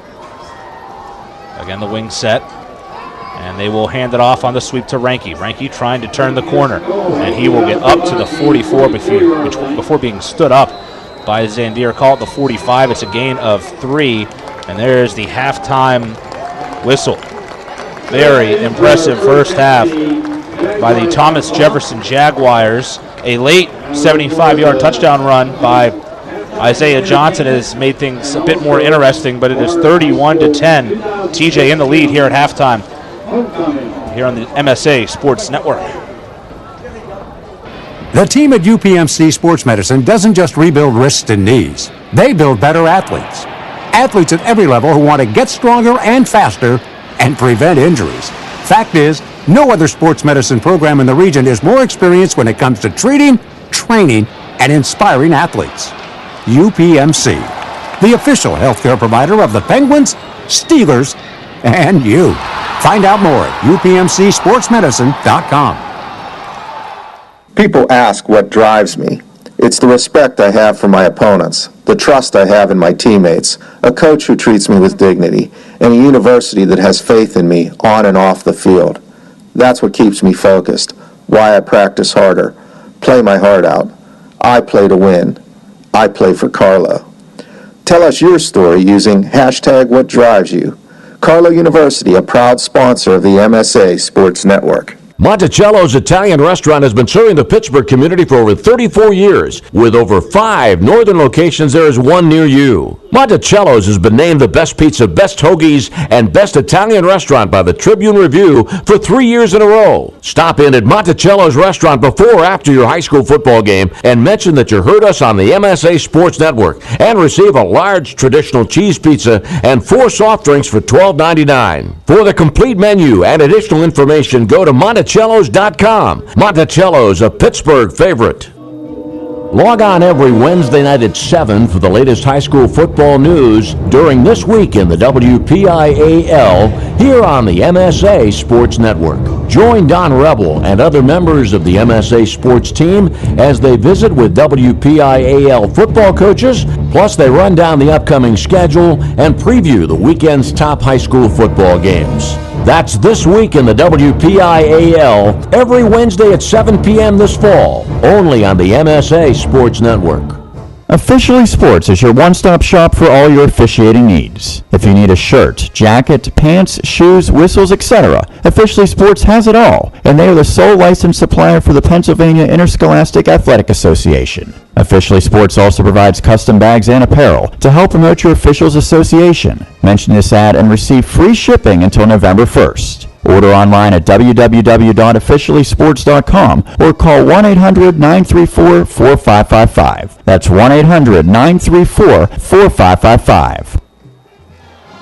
Back here on the MSA Sports Network, halftime as the Thomas Jefferson Band performs here at Homecoming Night at Sporting Mars High some School. pink in honor of Breast Cancer Awareness Month.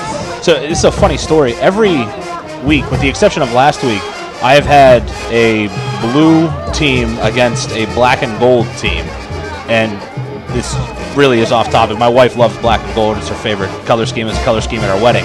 So every week I have to send home a picture of the black and gold band. She was also in the band when she was in high school, too, on the color guard, so she loves the black and gold photos. So she would appreciate this very much, but this is a huge band. It is. It is.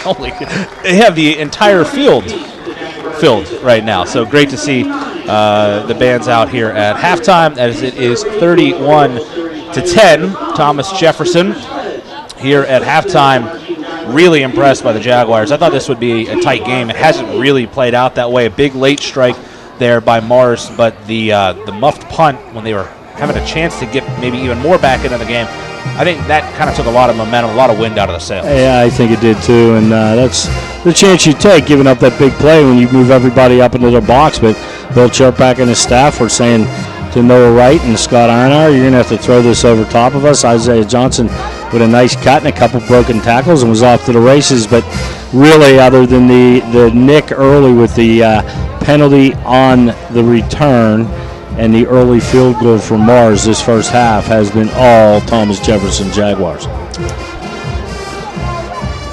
The TJ band continues here. Up next for these two teams, just looking ahead for a moment, it will be a big game for Thomas Jefferson. Probably will decide the conference title unless West Mifflin gets into the mix there at the end of the year. But will go a long way for Thomas Jefferson could they win that game. They will play Bell Vernon next week at Thomas Jefferson, and that's a huge game for a variety of reasons. Particularly, don't forget the last WPIAL team that Thomas Jefferson lost to was Bell Vernon back in week 2 last year. They've won 16 straight against district opponents since then. And when they beat Ringgold, I saw a lot of their players were tweeting and Instagram, posting on Instagram that it was a revenge type of win for them last week. That meant a lot to them to get that win over Ringgold last week, and especially in such dominant fashion. They're going to look to dominate Bell Vernon next week, too. Isn't it nice when your program has been built to the point where you lose your first 2 games last year and everybody's talking about it? You know, you hadn't lost 2 games in a year in a long time, and you lose your first 2, and it's what's wrong with the Thomas Jefferson Jaguars. They proved that there was nothing wrong with the Thomas Jefferson Jaguars. You talked about Bell Vernon, Josh, but West Mifflin's going to have something to say about this. They have Thomas Jefferson at home the last game of the year. Big rivalry game between West Mifflin and Thomas Jefferson. Glad that was able to continue with this new conference makeup. West Mifflin up 48-0 over Laurel Highlands tonight. So they will be gunning. It will be Bell Vernon, West Mifflin, and Thomas Jefferson battling it out over the next few weeks to see who wins this conference. All right, we are going to send it out to the halftime show again. Don Rebel and Mike White, they're going to be discussing the offensive look of the WPIAL, now all the points and numbers that have been put up this season and going back over the last few years. Great halftime show coming up. Again, at the half, it is Thomas Jefferson 31, Mars 10. You're listening to it right here on the MSA Sports Network. Call today.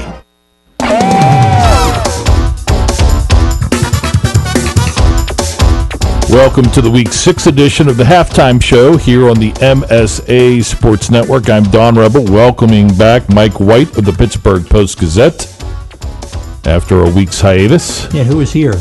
I don't want to talk about it. Okay. It's some idiot. Disturbing. Very disturbing. But you are back, and I'm going to get quite offensive. Should I have my hand on the button here, just in case you get too offensive? No. Talking about WPIAL football, really at high school football in general, Don, has become quite offensive. Like you. Very. And I think people have noticed this, and it's really all of football, but I think, and I'm going to put numbers to it, the numbers are staggering, and especially we just had the 77-49 game. And we'll discuss after the break maybe some reasons for it, but listen to these numbers, Don. I put some numbers to it. There are 14 teams averaging 40 points or more in the WPIAL after the 5th week of the season. That's actually down for a year ago when 20 were averaging 40 after the 5th week, but still 14's a lot. Consider, 10 years ago there were only 3 averaging more than 40 after 5 games. There were 2 in 2003, 5 in 2002, and 2 in 2001. Those are staggering statistics, I think, but I'm going to go back even further. I have some of these records, and I checked. 1981, there were 26 teams that scored 200 points for the entire season, including playoffs. 26. Playoffs. This year already, there are 24 teams that have scored 200 points, and we still have 4 weeks left in the regular season. A good bet that there will be at least a few teams that average 40 points or more for the entire season, including the playoffs. Last year, there were 10. 2014, there were 8. Consider this. From 1955 through the 1990s, only 5 teams in the entire WPIAL averaged 40 points a game for the entire season. That's 4 decades. Yes. Why this is happening? And some individual stats after the break. All right. More with Mike White when the halftime show continues on the MSA Sports Network. Right now, when you refer a friend to open a new personal or business checking account at First Commonwealth Bank, you can earn a generous cash reward. It doesn't even have to be a friend. Could be a relative. Could be a Bruins fan. Could be that guy over there with the weird hair thing going on. It doesn't matter. Refer anyone to open an account and it will really pay off for you.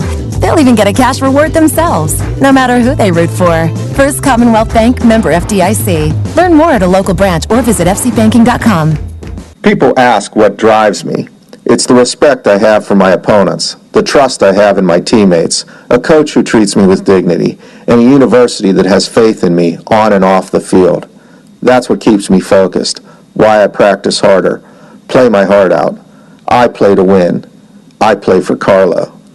Tell us your story using #WhatDrivesYou. Carlo University, a proud sponsor of the MSA Sports Network.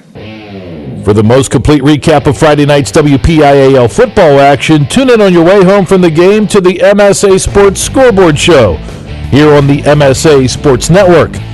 Hi, I'm Don Rebel. Join me in the MSA Sports Gang for all the scores and recaps from the top games, plus the MSA Sports Roundtable. That's the MSA Sports Scoreboard Show after the game on Friday nights on the MSA Sports Network and at msasports.net.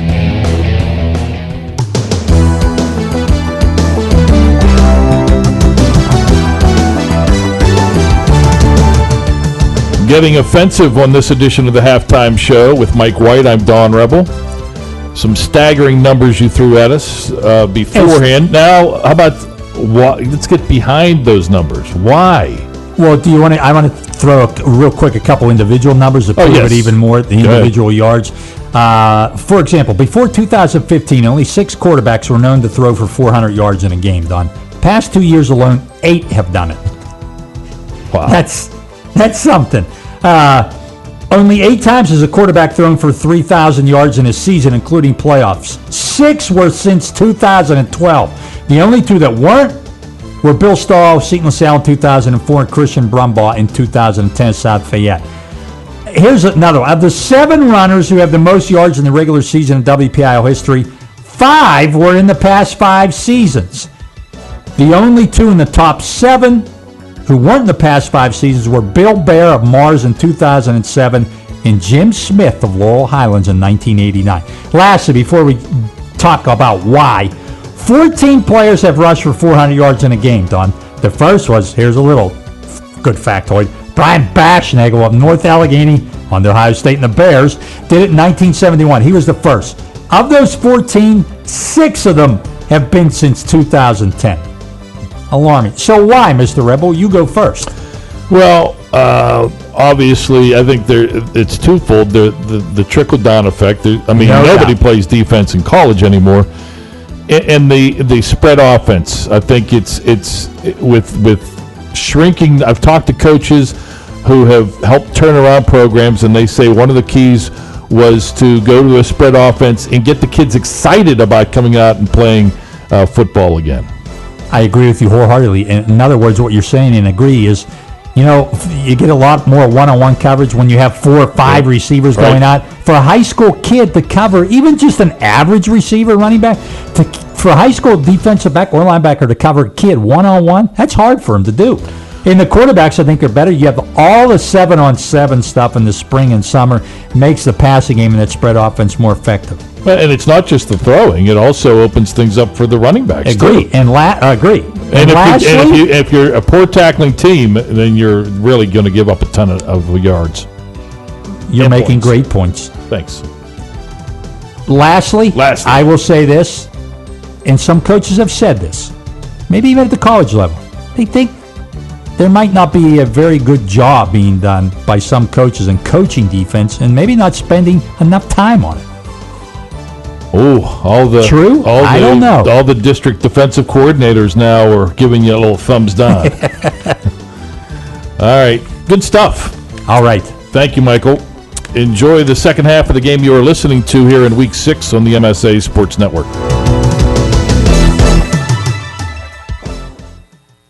Right now, when you refer a friend to open a new personal or business checking account at First Commonwealth Bank, you can earn a generous cash reward. It doesn't even have to be a friend. Could be a relative. Could be a Bruins fan. Could be that guy over there with the weird hair thing going on. It doesn't matter. Refer anyone to open an account and it will really pay off for you. They'll even get a cash reward themselves, no matter who they root for. First Commonwealth Bank, member FDIC. Learn more at a local branch or visit fcbanking.com. Be sure to follow the MSA Sports Network on social media this season for the most up-to-date scores, pictures, videos, breaking news, and links to our articles. You can find the MSA Sports Network on Twitter and Instagram under the handle MSA Sports and at facebook.com/MSA Sports. The MSA Sports Network is also on YouTube under the handle MSA Sports WPIAL, where you can watch hundreds of interviews with local student athletes, full games, highlights, and more. Whether it's Twitter, Facebook, Instagram, YouTube, or our websites, MSA Sports is the place to go for high school sports in Western Pennsylvania. When looking to replace your athletic field, choose ProGrass, First in Turf. ProGrass has installed over 500 fields in the U.S. Getting the best artificial turf for your field depends on both the product and the partner you choose. That's why architects, athletic directors, and players choose the ProGrass Performance System. ProGrass maintains an active presence in the synthetic turf industry as members of the Sports Turf Management Association and the American Sports Builder Association, and is proud to be recognized as the FIFA preferred manufacturer. Call ProGrass today, 866-270-6003, or visit them on the web at www.progressturf.com. ProGrass, First in Turf. People ask what drives me. It's the respect I have for my opponents, the trust I have in my teammates, a coach who treats me with dignity, and a university that has faith in me on and off the field. That's what keeps me focused, why I practice harder, play my heart out. I play to win. I play for Carlo. Tell us your story using #WhatDrivesYou. Carlo University, a proud sponsor of the MSA Sports Network. The team at UPMC Sports Medicine doesn't just rebuild wrists and knees. They build better athletes. Athletes at every level who want to get stronger and faster and prevent injuries. Fact is, no other sports medicine program in the region is more experienced when it comes to treating, training, and inspiring athletes. UPMC, the official healthcare provider of the Penguins, Steelers, and you. Find out more at upmcsportsmedicine.com. Hey you, the one who's so busy. You're gonna really like this. Dollar Bank's new no overdraft checking account. Did you hear me? Checking with no overdraft fees, ever. And if that's not enough, how about we'll give you $200 with your no overdraft checking account. That's right, $200, and you'll never be charged an overdraft fee. And that means no worries. You'll also get free access to over 55,000 ATMs, our app that includes mobile deposit and real-time alerts. There's only one place you can get this account, Dollar Bank. Sounds like a great new account for busy people like you. And when you open no overdraft checking before October 15th, you can earn $200. Yes, $200. So get going. Stop by, call 1-800-242-BANK, or visit dollar.bank/200 today. Dollar Bank, mutually inspired. $200 offer for new customers only. Certain requirements apply in the first year. Call for details. 0.00% annual percentage yield. Subject to change without notice. Dollar Bank, member FDIC.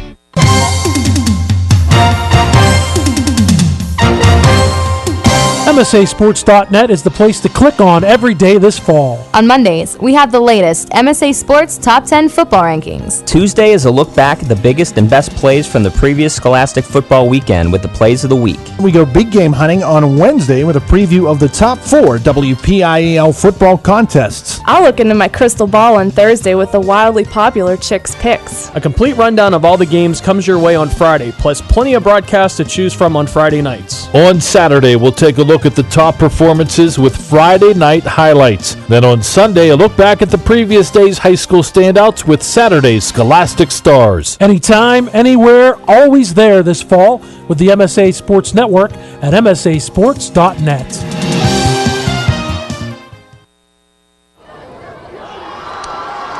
Homecoming here at Mars High School. Had a little bit of rain come through. Looks like it's clearing out, though. As boy Scott had to come up, get some coverage, get some duct tape, and create a little tent down in front of us.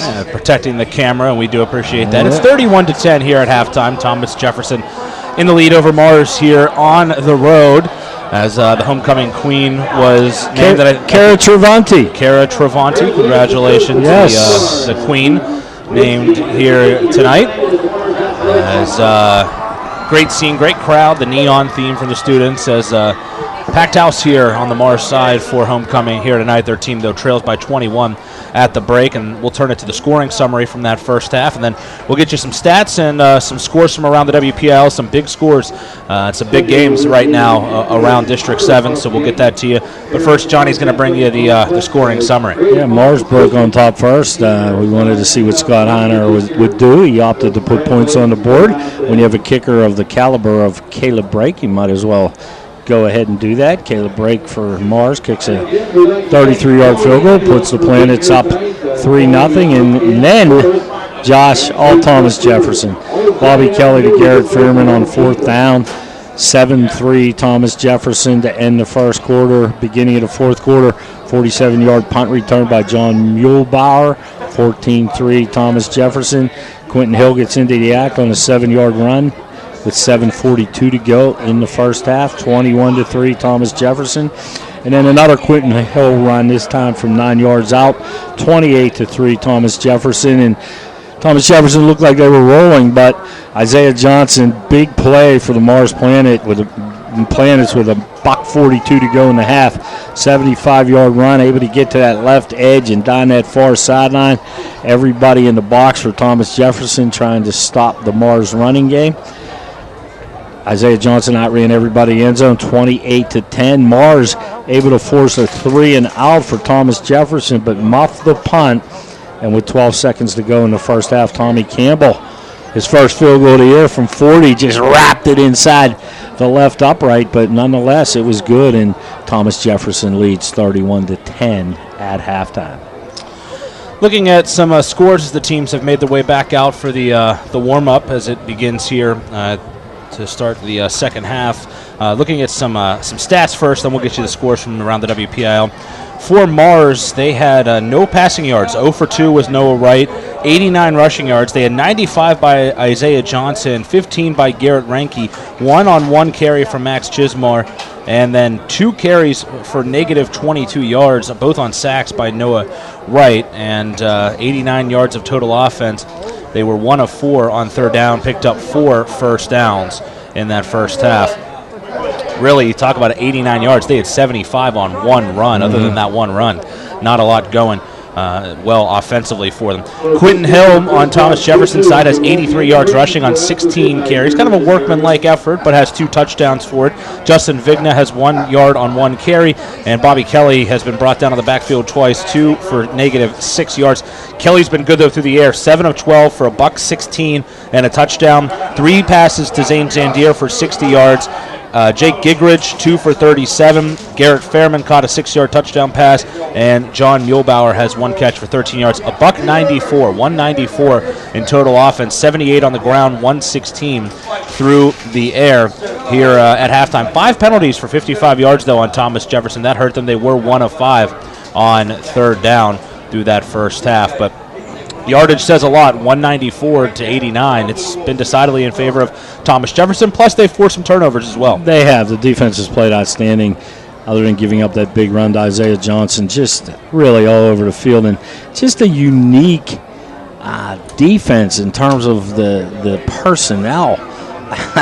I mean, Thomas Jefferson's corners and defensive backs, or corners and safeties, or linebackers on other people's football teams, but they're such good athletes and really get after it. Noah Palmer and his boys up front have played a tremendous game, and you can see a little bit of difference when you have that balance in your offense that Thomas Jefferson has. Again, establish the run, go play action, but once you're able to establish that run, and you talked about the workman-like output from Quentin Hill, averaging just a little over 5 yards a carry, but if he breaks a big play for Thomas Jefferson, a big run, then that's just gravy for Bill Charpak, because if he's able to pick up 5,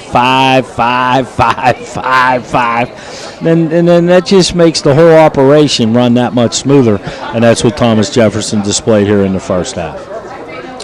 7 points in the first half, 7 points in the first quarter, 24 in the second quarter for TJ, 3 in the first, 7 in the second. Some scores from around the WPIAL in the Big 9 Conference, which is where Thomas Jefferson sits. Couldn't find anything on Albert Gallatin. Greensburg-Salem will work on that. But in the first quarter, Bell Vernon with a 7-6 lead over Trinity. Ringgold up on Uniontown at half, 28-0. West Mifflin hammering Laurel Highlands 55-0. In the Northwest 9 Conference, which is where Mars belongs, it is a 42-0 halftime lead for Blackhawk over Ambridge. Montour leads Highlands 10-0 at half. Indiana over Knock 21-14 at halftime. Kind of a surprise, Newcastle over South Fayette. That one is 13-10 in the second quarter. Other big games from throughout the WPIAL. 6A, North Allegheny leads Penn Hills 14-7 at halftime. Same score as Lebo leads Norwin at the half, 14-7. In 5A, West Allegheny up 14-0 over Upper St. Clair at halftime. Also at half, Franklin Regional 7, Penn Trafford 0. McKeesport leads Kiski 21-7 at the break. In 3A, Apollo Ridge 21, Freeport 0 in the second quarter. Central Valley over Hopewell at halftime 21-0. Beaver Falls 28, Quaker Valley 0 at halftime. Derry, the surprise team of the year, leads Mount Pleasant 13-7. 2A, Neshannock leads Riverside at half 8-0. Jeanette over Springdale in Class 1A 42-0 at halftime. Non-conference, Bethel Park leads Seneca Valley 21-14. Pine Richland without Phil Dracovic up 21-14 in the big score. Clareton 26, Aliquippa 16. In non-conference play, as Thomas Jefferson is set to kick off here, Mars will receive the second half kickoff. It will be Tommy Campbell with it on the tee. Davis Bain, Max Chismar, and Garrett Ranke are deep to receive. They stagger out. Here's the run-up and the kick, and the second half is underway. Spinning kick fielded by Bain at the 15. Remember, he fumbled earlier. Now he tries to go to the far side, the far boundary, and the ball is out again. The second time he has returned to kick, the second time he has fumbled. Who has it? Thomas Jefferson says they do, and the officials agree. Davis Bain fumbles the kickoff for the second time, and boy, special teams breaks have gone the way of Thomas Jefferson, and they do here to start the second half. That's a gigantic backbreaker right there. Yeah, you win the coin toss and you defer to the second half. You want to, and you talked about it at the end of the first half, that even if Mars didn't come up with points, they received the opening second half kickoff. You fumble it. Thomas Jefferson now within 10 seconds, within 6 seconds, has the ball at your 24-yard line. 11:54 on the clock, as there was a unsportsmanlike conduct penalty on Thomas Jefferson. A taunting penalty will march them back 15 yards. That is now 6 penalties for 70 yards on the Jags. They're going to look to clean that up. Yeah, and 2 of them are of the dead ball variety. So that's 30 yards on 2 taunting penalties. I don't think this non-conference game means anything to these young men. Ball now back at the 39-yard line as Kelly goes under center. And he'll hand it off to Hill. Hill off the left guard. He stood up, but will surge forward for a pickup of 4. But again, he runs into the line, but the line is 4 yards downfield. And when he does, 2 hands around that football, well taught by Bill Charpak and his staff. 17 carries for 87 yards and 2 scores for Quentin Hill. Nice solid gain on first down for Thomas Jefferson. Mars next week will be at Ambridge, so a very winnable game for them. Ambridge really struggling this year. They're about to be 0-6. Here's a handoff to Hill. Goes off the left side, rolled up on one of the linemen. That was Jimbo Nasita, but he's able to pick up a few yards, call it a gain of 4 again. Grinding it out here early on in the second half, part of the Thomas Jefferson Jaguars. Bill Charpak's recipe, establish that line of scrimmage in your first series of each half. Check that. It's a gain of 3, so a 3rd and 3 coming up. Receivers each way. Zandier to the near side. Mulbauer to the far boundary. I-back set. 4 hands in the ground for the Mars defensive front. Handoff. Hill has running room. Flag flies. Has the first down. And more up over the 25 and down to about the 23-yard line, but we'll check the marker back to the 35-yard line. Good quickness by Hill. Big hole on the right side, but I have a feeling there might have been an infraction on the left side of that offensive line for Thomas Jefferson.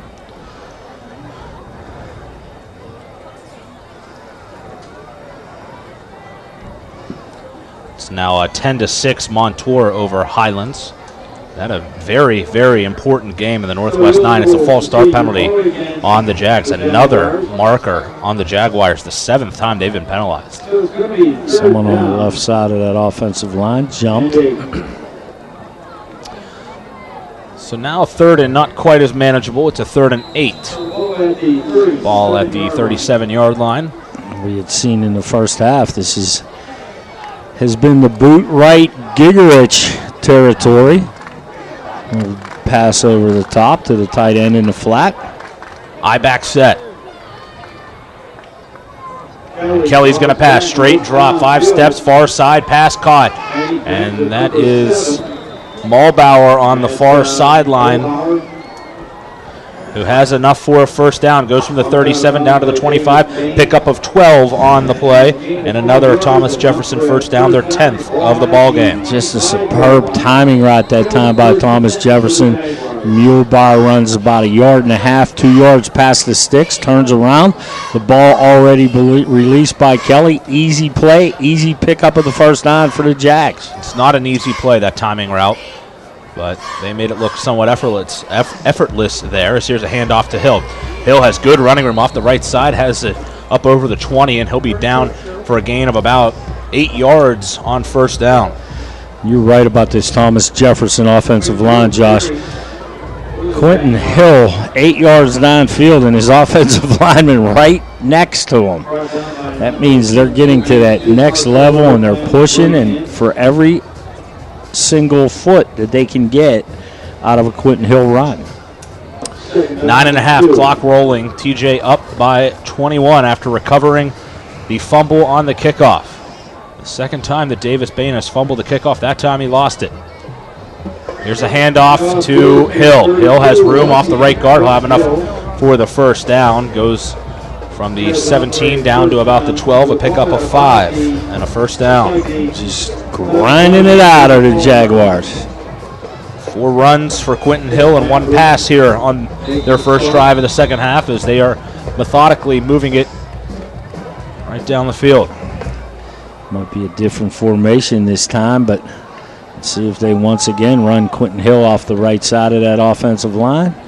Hill has offers from Howard and St. Francis. He gets the ball and he is waddled up. Good tackle. I believe it was 50 in blue. Yeah. That's Hunter Cooper that wrapped him up. That's what you need. Someone coming from the backside to be able to get in on that play. Hunter Cooper with a great effort that time for the Planets. About 1.5 yards on the gain. Late substitution here for Mars. Yeah, good to see Nick Shriver get back in. They're trying to run guys off the field. They never got set. They hand it off straight up the middle as Hill.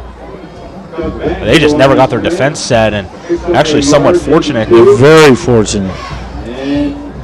Coming into the game late, Nick Shriver. In fact, I think they still had somebody coming off the field. The line judge never looked and saw the player still on the field trying to run off, because they should have probably been hit with too many men on the field. It's a pickup of 1. 6th carry of the drive for Quentin Hill. Mars was trying to get that extra defensive lineman in there that time, bringing Noah Wright off the field, hustling Nick Shriver on. Very fortunate. Shriver was banged up earlier, had to come off. They've had a few guys shaken up here in this game. Very physical football game. Pair of smash mouth kind of teams. Kelly's going to lob one to the back corner of the end zone, overthrowing Zandier. In the back corner on the coverage was Johnson. There's that matchup I talked about in the first half. Johnson and Zandir. Johnson wins that matchup that time, although the pass overthrown. Had good inside position. Fighting down the sideline with Zandir. And on 4th down here, they are going to line up for another field goal. So Bill Cherpak again playing for the points. Tommy Campbell had not hit a field goal or attempted a field goal all year. He made one earlier from 40. Spot, ball is up. It's a line drive kick, but it is through the upright and good. 34-10 is the lead. 7:28 to go here in this third quarter right here on the MSA Sports Network. Log on every Wednesday night at 7 for the latest high school football news during this week in the WPIAL here on the MSA Sports Network. Join Don Rebel and other members of the MSA Sports team as they visit with WPIAL football coaches, plus they run down the upcoming schedule and preview the weekend's top high school football games. That's this week in the WPIAL, every Wednesday at 7 p.m. this fall, only on the MSA Sports Network. 26-yard field goal is good, completing a 9-play drive for the Jaguars as they now lead 34-10.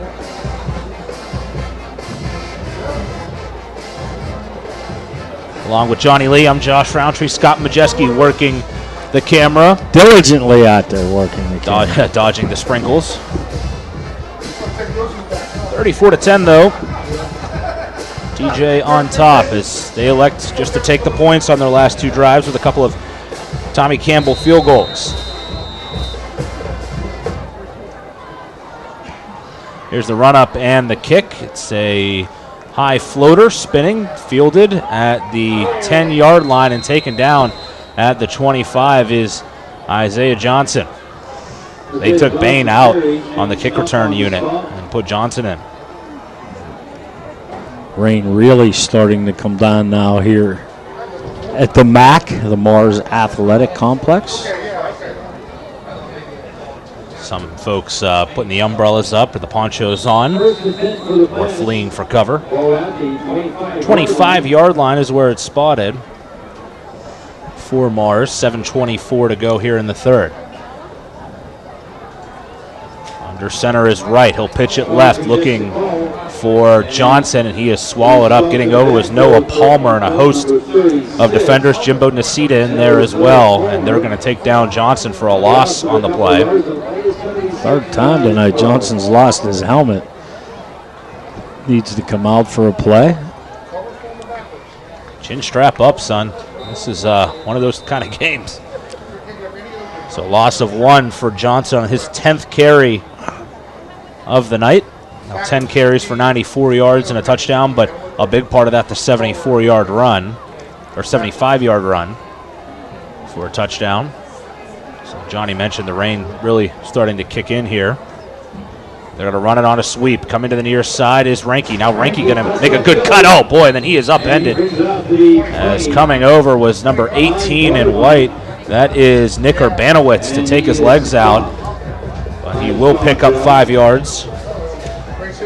Ranky's a tough young kid. He's taking some wallops tonight from Thomas Jefferson. Jumps back up. So Urbanowitz is an interesting character for Thomas Jefferson. You don't hear a lot about him, but he gets after it out there on the defensive side of the football. He's kind of like a young clone of the other guys. 3rd down and 6. And a whistle from the near side. And a timeout taken by Mars. Play clock was running down. So they will burn a timeout. 34-10 is the score. Well, we want to see your game day smiles on our website. Go to the game or broadcast page for the game you're at. Select the Add a Photo option in the upper right-hand portion of the screen and browse to the photo you want to upload. Your photo may then appear as one of our spotlight photos on our homepage. You can also tag us on Instagram, send us pictures via Facebook and Twitter as well. Twitter handle and Facebook is at MSA Sports. And again, as I did last week, I want to commend you. Thank you. For organizing the MSA social media presence. Do a wonderful job of that. I appreciate that. It's been a good year for us on social media. The Twitter account approaching, I believe, 13,000 followers. We are the top Twitter account of every company that covers high school football in Western PA, or high school sports in general, I should say, in Western PA, because we really do cover everything at the network. I should know I was out covering golf this week. Not a bad afternoon Tuesday, though. I got to sit on the back deck at Oakmont Country Club on Tuesday and got paid to talk about golf while sitting on the back deck at Oakmont. It's not a bad way to make a few bucks. Not at all. On that Tuesday afternoon. It was beautiful, too. 75 degrees. Kid shot a 70 from Fox Chapel at Oakmont. It was incredible. Mars, unbelievable. Dropping back his right, looking to throw. They're all over him, and they rip him down in the backfield. Boy, big Devin Danielson all over him to take him down. 6'3", 290. Good feet. He was in the backfield just immediately. Dropped him for a loss of 8. One thing I will not do tonight, Josh, is complain about rain after seeing a lot of the feeds from down in the Caribbean and Florida today. Absolutely. This is nothing. So that was third down. They will punt the football away, Will Mars. And Brake will get it out of there. Good punt fielded at his own 45 by Muehlbauer. He's returned one already. There's a flag down, gets a block from Hill. He turns the sideline, has running room on the far side, then hurdles a man and gets down to the 30-yard line before he's knocked out of bounds. But there is a marker back at the Mars 48-yard line, so we'll check on that. Typically in that area, it's hold or block in the back. Yeah, I think it's going to be a block in the back, and I think the referees could have chosen 2 of them. I don't know if Quentin Hill allowed the Mars Planet punt coverage gunner to completely turn around. It might have even been a few seconds before that. 85 yards in penalties for Chirp Thomas something Jefferson. to chirp about. Well, right now, they have more yards, and this sounds just bad saying it, they actually have more yards and penalties than Mars has in offense at this point, as they now have 85 yards of penalties. Mars sitting at 84 yards of offense. I-back set, receiver, 2 receivers actually to the left. Here's the handoff. Hill bounces off a tackler in the backfield, then breaks it to the near side. Up over midfield, and he's knifed down at the 45 of Mars as Wright came in on the tackle. It's going to be a gain of 13 on first down. Good initial contact in the backfield by Hunter Leslie on a safety run blitz, but Hill just too big and strong. Easily fought that attempted tackle off. Able to kick it to the left, find some clear sailing, bring the ball into Mars territory. Pick up a Thomas Jefferson first down.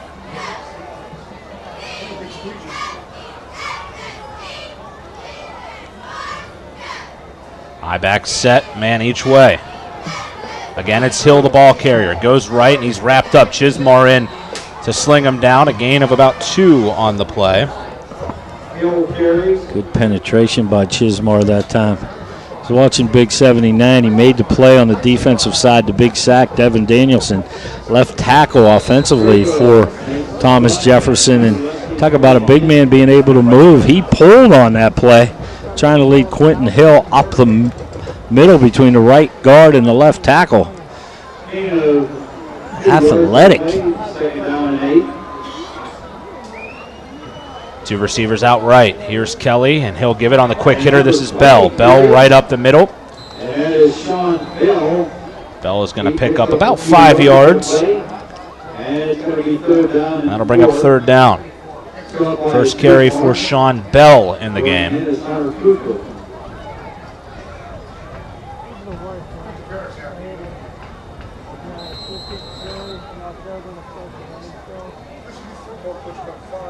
Third and about 3.5 to go.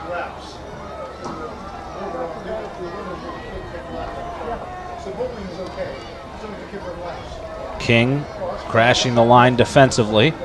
The linebacker, they hand it off. This is Hill. Skips over a man at the line of scrimmage. Has enough for the first down, then it's flattened backwards as he got down to about the 31. It's a pickup of 6 or 7 and another TJ first down. What you said many times here in the last few minutes, Josh, really no impediment at all until he's about 3 or 4 yards deep past the line of scrimmage.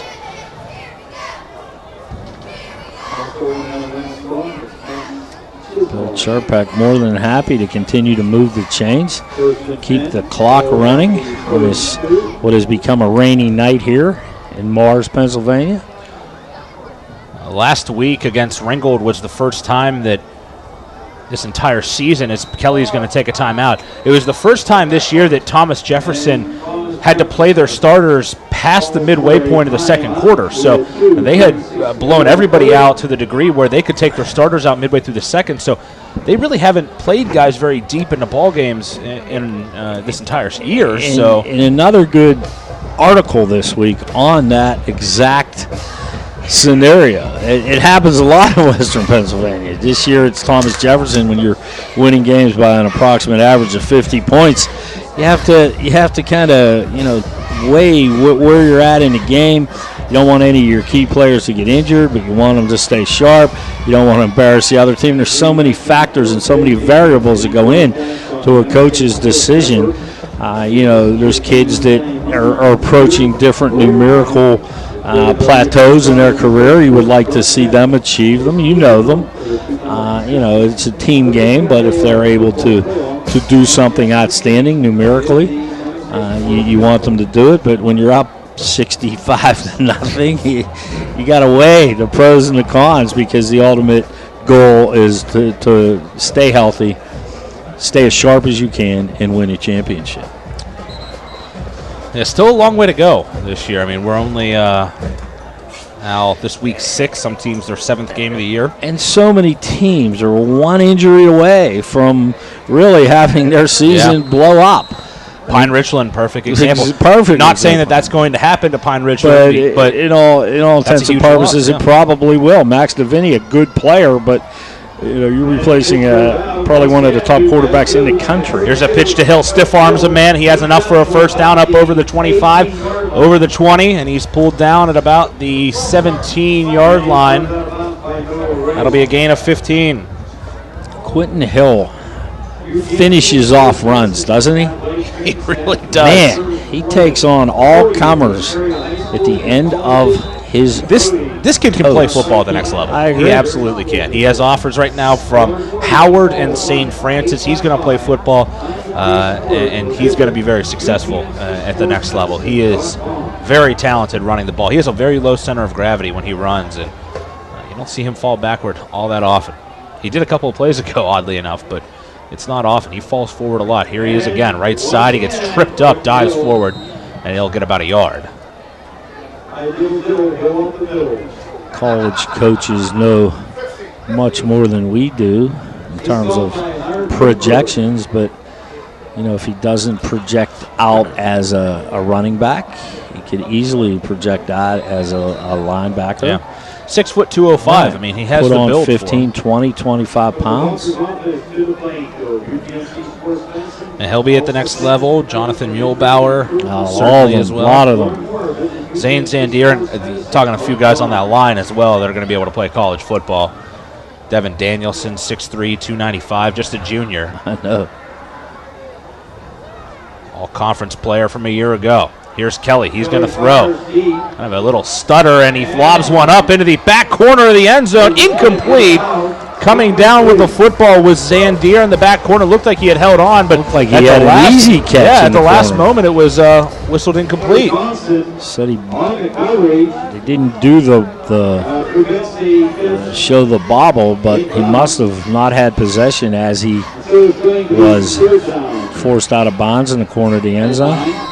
Nice pass by Kelly, because he did have to hitch on it for a second, but still was able to get enough air under it to lead Zandier perfectly in the corner of the end zone. He kind of gave it this bizarre pump fake where it wasn't even like a full pump fake. He just kind of sort of flicked his wrist and then let the ball go. All kind of in one motion in a way. But it was effective. Put the ball in the perfect spot. Zandier just couldn't hold on. on the contact by Johnson. Now 3rd and 9. Ball at the 16-yard line. Here's Kelly again looking to throw over the middle. Has Muehlbauer into the end zone. He goes. Touchdown, Thomas Jefferson from 17 yards out. The Jags strike again. Muehlbauer into the end zone for the second time this season through the air, and his second time in the game overall. It ended up being way too easy as the safety shifted slightly in Zandier's direction to the right side of the field, and just a quick slant by Muehlbauer. Great inside position, big cushion by the Mars defense, and an easy completion from Kelly to Muehlbauer for the touchdown. 1:04 to go as the extra point is up, and it is good for Tommy Campbell. 1:04 to play, 41-10 to score. Thomas Jefferson in the lead here on the MSA Sports Network. MSA Sports broadcasts are now available on both Android and iOS devices. Just navigate to the game of your choice, and on your mobile device, press the arrow or play button. It's that easy. No app needed. No matter where you are, MSA Sports content is available at your fingertips via your iPad, Android phone, iPod, and iPhone. Anytime, anywhere, always there. The MSA Sports Network.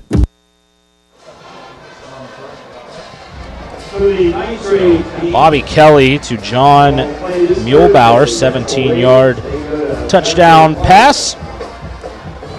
Extra point by Campbell is good. And it is 41-10, Thomas Jefferson, as they are running away with this one here. Just a couple of breaks in this game, really. The punt return for the touchdown, the interception by Muehlbauer. Boy, what a game Muehlbauer has had. Yes. Interception, punt return for a touchdown, and now a receiving touchdown as well. But the fumble on the kickoff return, that's a killer. 10 straight Thomas Jefferson points since then. Here's a run-up and the kick by Campbell. Near side, it's going to go out of bounds. And so the flag course on the field brings that to 35 right now. 8-play, 57-yard drive. Thomas Jefferson, 14 first downs in the game, 4 for Mars. I believe a couple of the Mars penalties, Josh, were from Thomas Jefferson being penalized too. So just really not a good offensive performance by the Mars Planets here with 1:04 to go in the third quarter. But maybe just a really good defensive performance by the Thomas Jefferson Jaguar. Bobby Kelly now 9 of 16 for 145 yards and 2 touchdowns. 1:04 to play. Mars starts at the 35. Hand off inside to Rinke. Going not really anywhere as he picks up about 2 on the play. And Rinke, I think, is the X factor here because Johnson's going to give you the yardage, and he's going to be the grinder, kind of the workhorse guy. He's had 10 carries so far, which is kind of actually low for him. Right.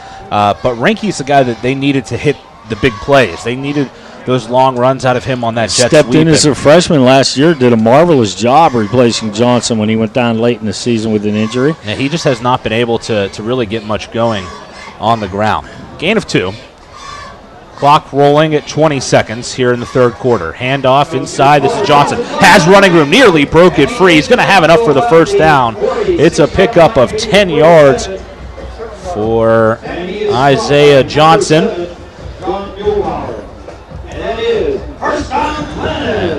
The clock will stop on the first down. Crowd has thinned out pretty significantly since the rain started. Also a 31-point game, and looks like Scott Heinauer is going to elect to let this one run down to the end of the quarter. After 36 minutes, it is Thomas Jefferson 41, Mars 10. You're listening and watching the WPIAL football right here on the MSA Sports Network. Right now, when you refer a friend to open a new personal or business checking account at First Commonwealth Bank, you can earn a generous cash reward. It doesn't even have to be a friend. Could be a relative. Could be a Bruins fan. Could be that guy over there with the weird hair thing going on. It doesn't matter. Refer anyone to open an account and it will really pay off for you. They'll even get a cash reward themselves, no matter who they root for. First Commonwealth Bank, member FDIC. Learn more at a local branch or visit fcbanking.com. People ask what drives me. It's the respect I have for my opponents, the trust I have in my teammates, a coach who treats me with dignity, and a university that has faith in me on and off the field. That's what keeps me focused, why I practice harder, play my heart out. I play to win. I play for Carlo. Tell us your story using #WhatDrivesYou. Carlo University, a proud sponsor of the MSA Sports Network. With Johnny Lee, I'm Josh Roundtree. Scott Majesky working the camera down in the rain. Kudos to him. He gets the gold star for Without the a doubt. night. Undoubtedly. we have it easy, man. I know we do. We have a spotter. We got giving me scores. He's out there. He's with the people, though. He's out there with the people. He is. He does have the umbrella, which is a good thing. I'm not sure if that's his own or if someone's helping him out, but he has it. There's a handoff on the inside to Renke, and he breaks free of a tackle, still on his feet, and he'll get down to about the 50, a gain of 3. Boy, good second effort there by Garrett Renke. They ran into the big guy, Devin Danielson. Danielson just turned him around. He bounced off, but he bounced off right into the arms of Quentin Hill. Between quarters, Josh, I was thinking Thomas Jefferson has put up 41 points here this evening, and it doesn't seem like it. You know, it just doesn't seem like it. They've had to work for it. There hasn't been any real flash, anything like that. They've just gone to work. Here is Wright rolling out on second down, and he'll fly this one downfield over shooting a man. That was Paul King. Excuse me, that's 48. That's Kevin Wigand. And right now, 0 for 3 in the ballgame. Through the air, 0 for 3 with a pick.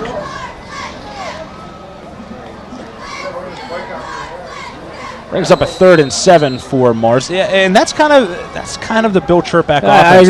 I agree. 3 yards, 4 yards, but then it's 7 yards, 8 yards, and it's just methodical. There's not a lot of flash. There's not a lot of big plays. They get what they need to in the passing game, but they establish a run early, and it's very. I saw them once go on. I think it was a 22-play drive against West Mifflin to ice a game a couple years ago. It was one of the most impressive drives I've ever seen. Here's Wright rolling out. He's going to throw one downfield, incomplete. Good coverage down the far side by Zandier. They were looking for Renke on the fly, but they couldn't hook up. Tough time for Mars to be forced to throw the football. Not used to doing it, number one. Rain coming down, number 2, and pretty athletic defensive backfield for Thomas Jefferson, number 3. 1 for 6 on third down is Mars in the game. They will punt the ball away. Muehlbauer and Zandier are deep. A left-footed kick by Brake. Good punt, going to be fielded by Zandier at the 14. He'll go to the far sideline, looks to turn the corner.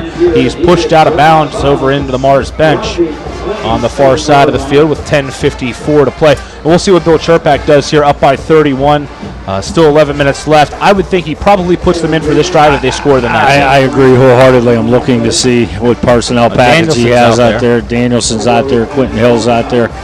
Really, Bobby Kelly hasn't been touched too much tonight, so I think you play the percentages there and give him a few more reps, but maybe not. Let's see what we got here. Now we're going to have a lot of new jerseys coming in here, Josh. Late, but nonetheless. 10:54 on the clock. TJ starts at the 27-yard line.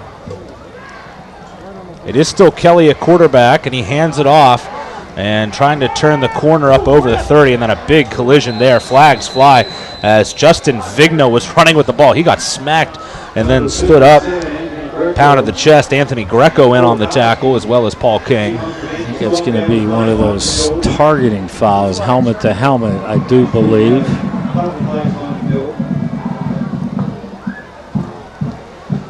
That first flag came in so fast. Oh, it's going to be against Thomas Jefferson. So block in the back is the on call. The edge. That was a block in the back.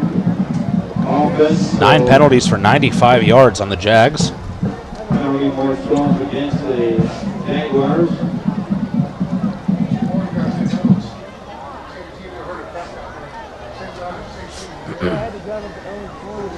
Ball back to the 21, brings up a first down, and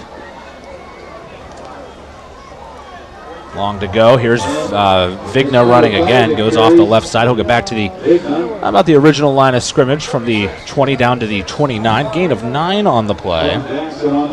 Quickness by Vigna. Finding that hole quickly. Double tight end set by Thomas Jefferson.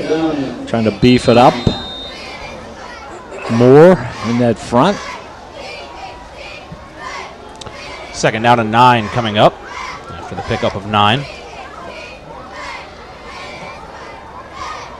And this is, the score, a lot of people are going to look at this and make a lot of judgments. This is not, I don't think, too much of a knock against Mars. Here's Vigna again off the left side. He dives forward, he'll pick up 2. This Thomas Jefferson team is legit. They're pretty good. They're the defending champs for a reason. Yes. They are, I think, maybe the championship favorites for a reason. It's Clareton pulling away. Some work. How about that? Bears pulling away. Was that Kevin 32-18? 16, 32-16, doubling up the clips. Clareton in the lead. What a game that is. West Allegheny 27-0 over Upper St. Clair. What a coaching matchup that game is. We had a good one. Palka. They're airing it out this year of the Indians. If you have the guys to do it, do it. Here's Vigna, left side, lots of running room. Has the first down and more, 45-50. 45 still on his feet as he crosses the 40 and thrown out of bounds down near the 35-yard line.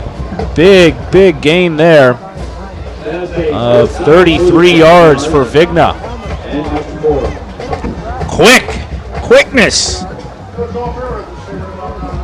Call it 32 officially for Justin Vigna. They are just chewing it up on the ground. They have run the football. They've run a lot of plays, too. I mean, just in general, Thomas Jefferson. They've just been able to get off a lot of plays because they are controlling the line of scrimmage and controlling time of possession as well. Bobby Kelly's stats will be very good tonight at the quarterback position, but very impressed with how he just handles the game.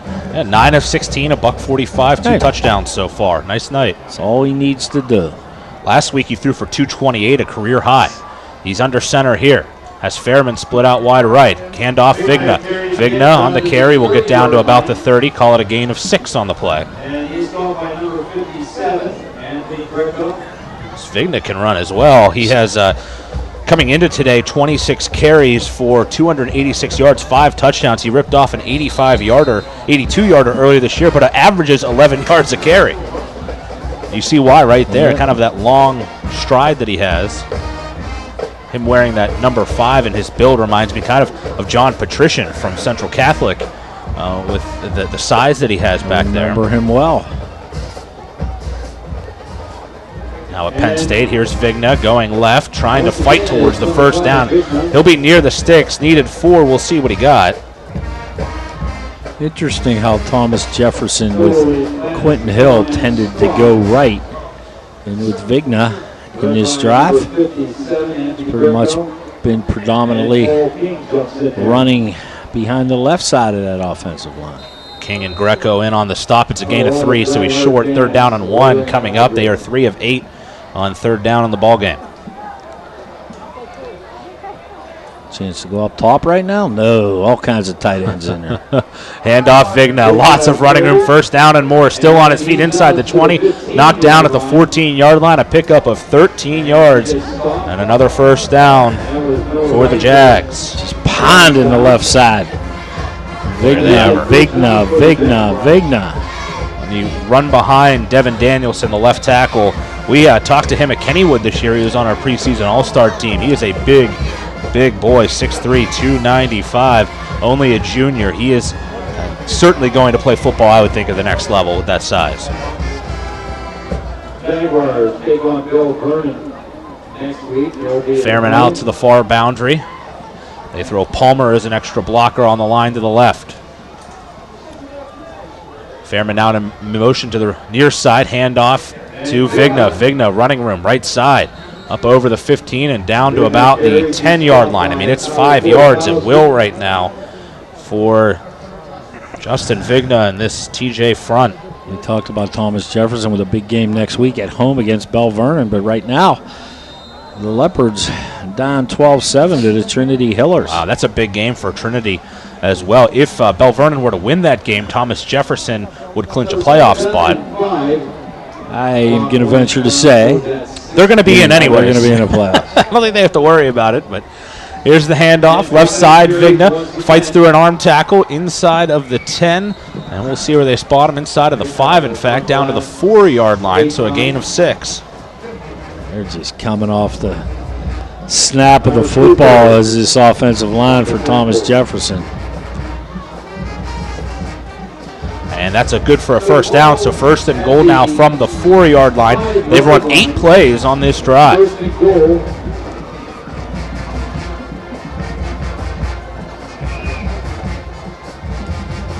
High back set, receiver to the far side. Kelly going to turn around, hand it off, Vigna, and he is going to walk into the end zone for the touchdown. 4-yard run for Justin Vigna. Boy, what a drive that was. 9 plays, all runs by Justin Vigna and Thomas Jefferson on the board. Again, it's 47-10 with 6:17 to go. Vigna getting his touches. Might be late in the game, but certainly getting his touches.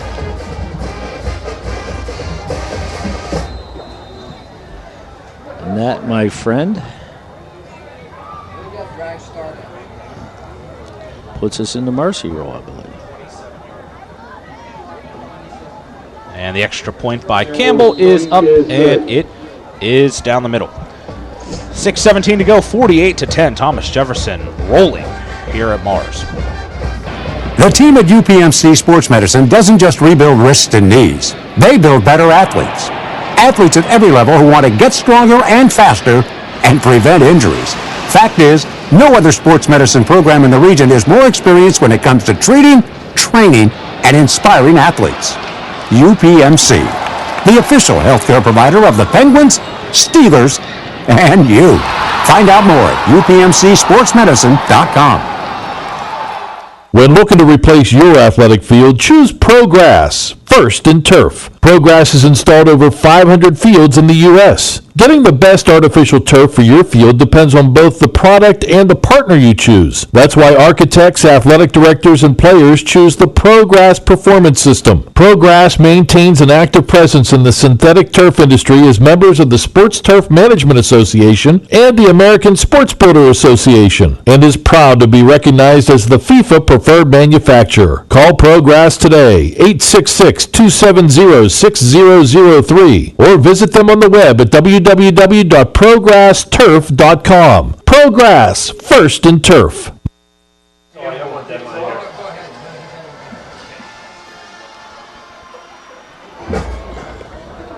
All right, here's the kickoff, and it's going to be fielded around the 15-yard line by Johnson. He'll work it up to around the 21-yard line for Mars. That is a 9-play, 73-yard drive that took 4:27 off the clock for the Jags. All runs by Justin Vigna on that drive. He has 10 carries now.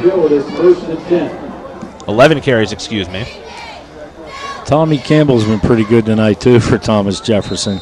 Sometimes not real pretty, but here's what I love. If you look at the Thomas Jefferson roster, Josh, you're looking, you're trying to find a kicker. Tommy Campbell is listed first as a wideout, second as a D-back, and third as a kicker. That's my man. He's a player. Versatile.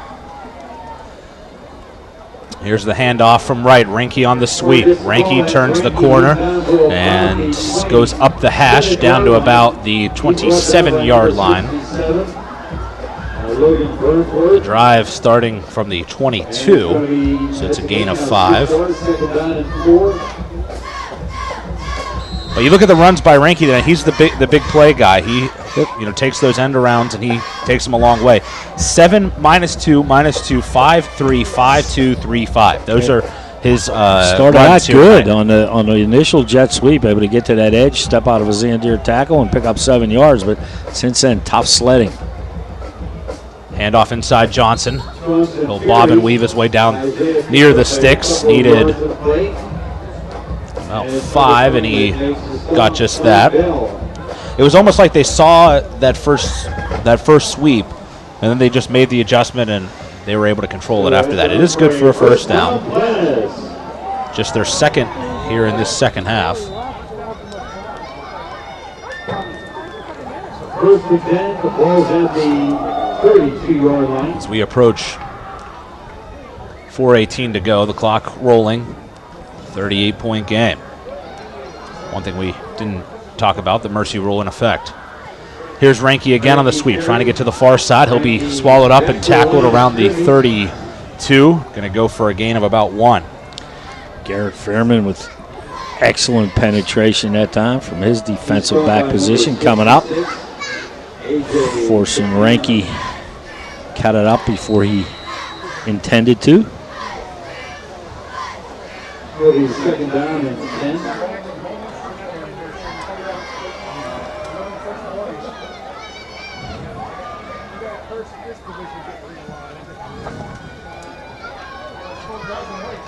Second and 10. Here on the sweep to the near side is number 32. And with the football is Logan Trike. New personnel coming in on each snap for the Thomas Jefferson Jaguars. See, number 50, Eric Sinyangwe into the game. Number 75, Matthew Dadig, hustled on. I think we'll be able to get all of them.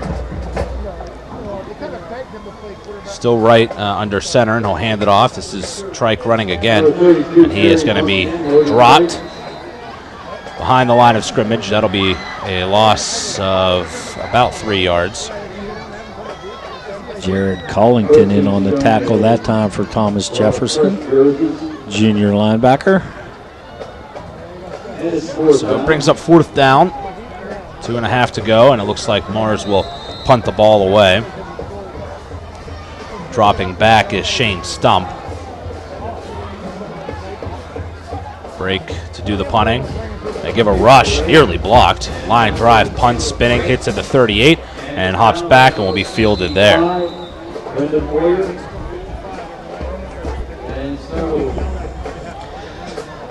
Thomas Jefferson has made the ride worthwhile. Coming from about 12 miles south of Pittsburgh up to Butler County to take on a very good Mars Planet team. It'll be a pleasant ride home. It's always important to have a pleasant ride home. Absolutely, those are the best ones. Shane Stump will stay in the game. Freshman quarterback for Thomas Jefferson.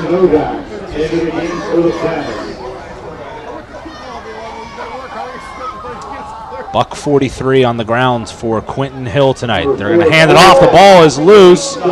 And it looked like TJ got back on the football. Still a fight for it. Yes, it is recovered by the Jags. Attempted handoff to Jack Mitch. Yeah. Clock approaching that 1 minute mark in tonight's game. We're closing teams to run in their section play next week in early December.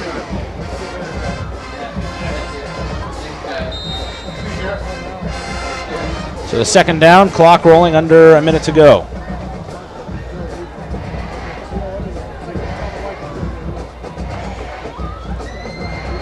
And victory formation for the Jaguars.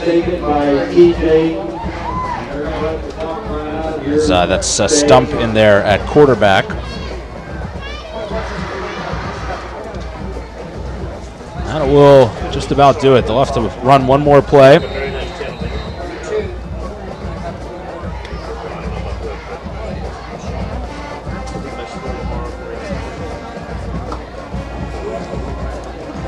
.82 yards rushing for Justin Vigna. Got a ball in garbage time. How about that? No one does. Get up tomorrow, look in the paper. That's right. Pretty good game.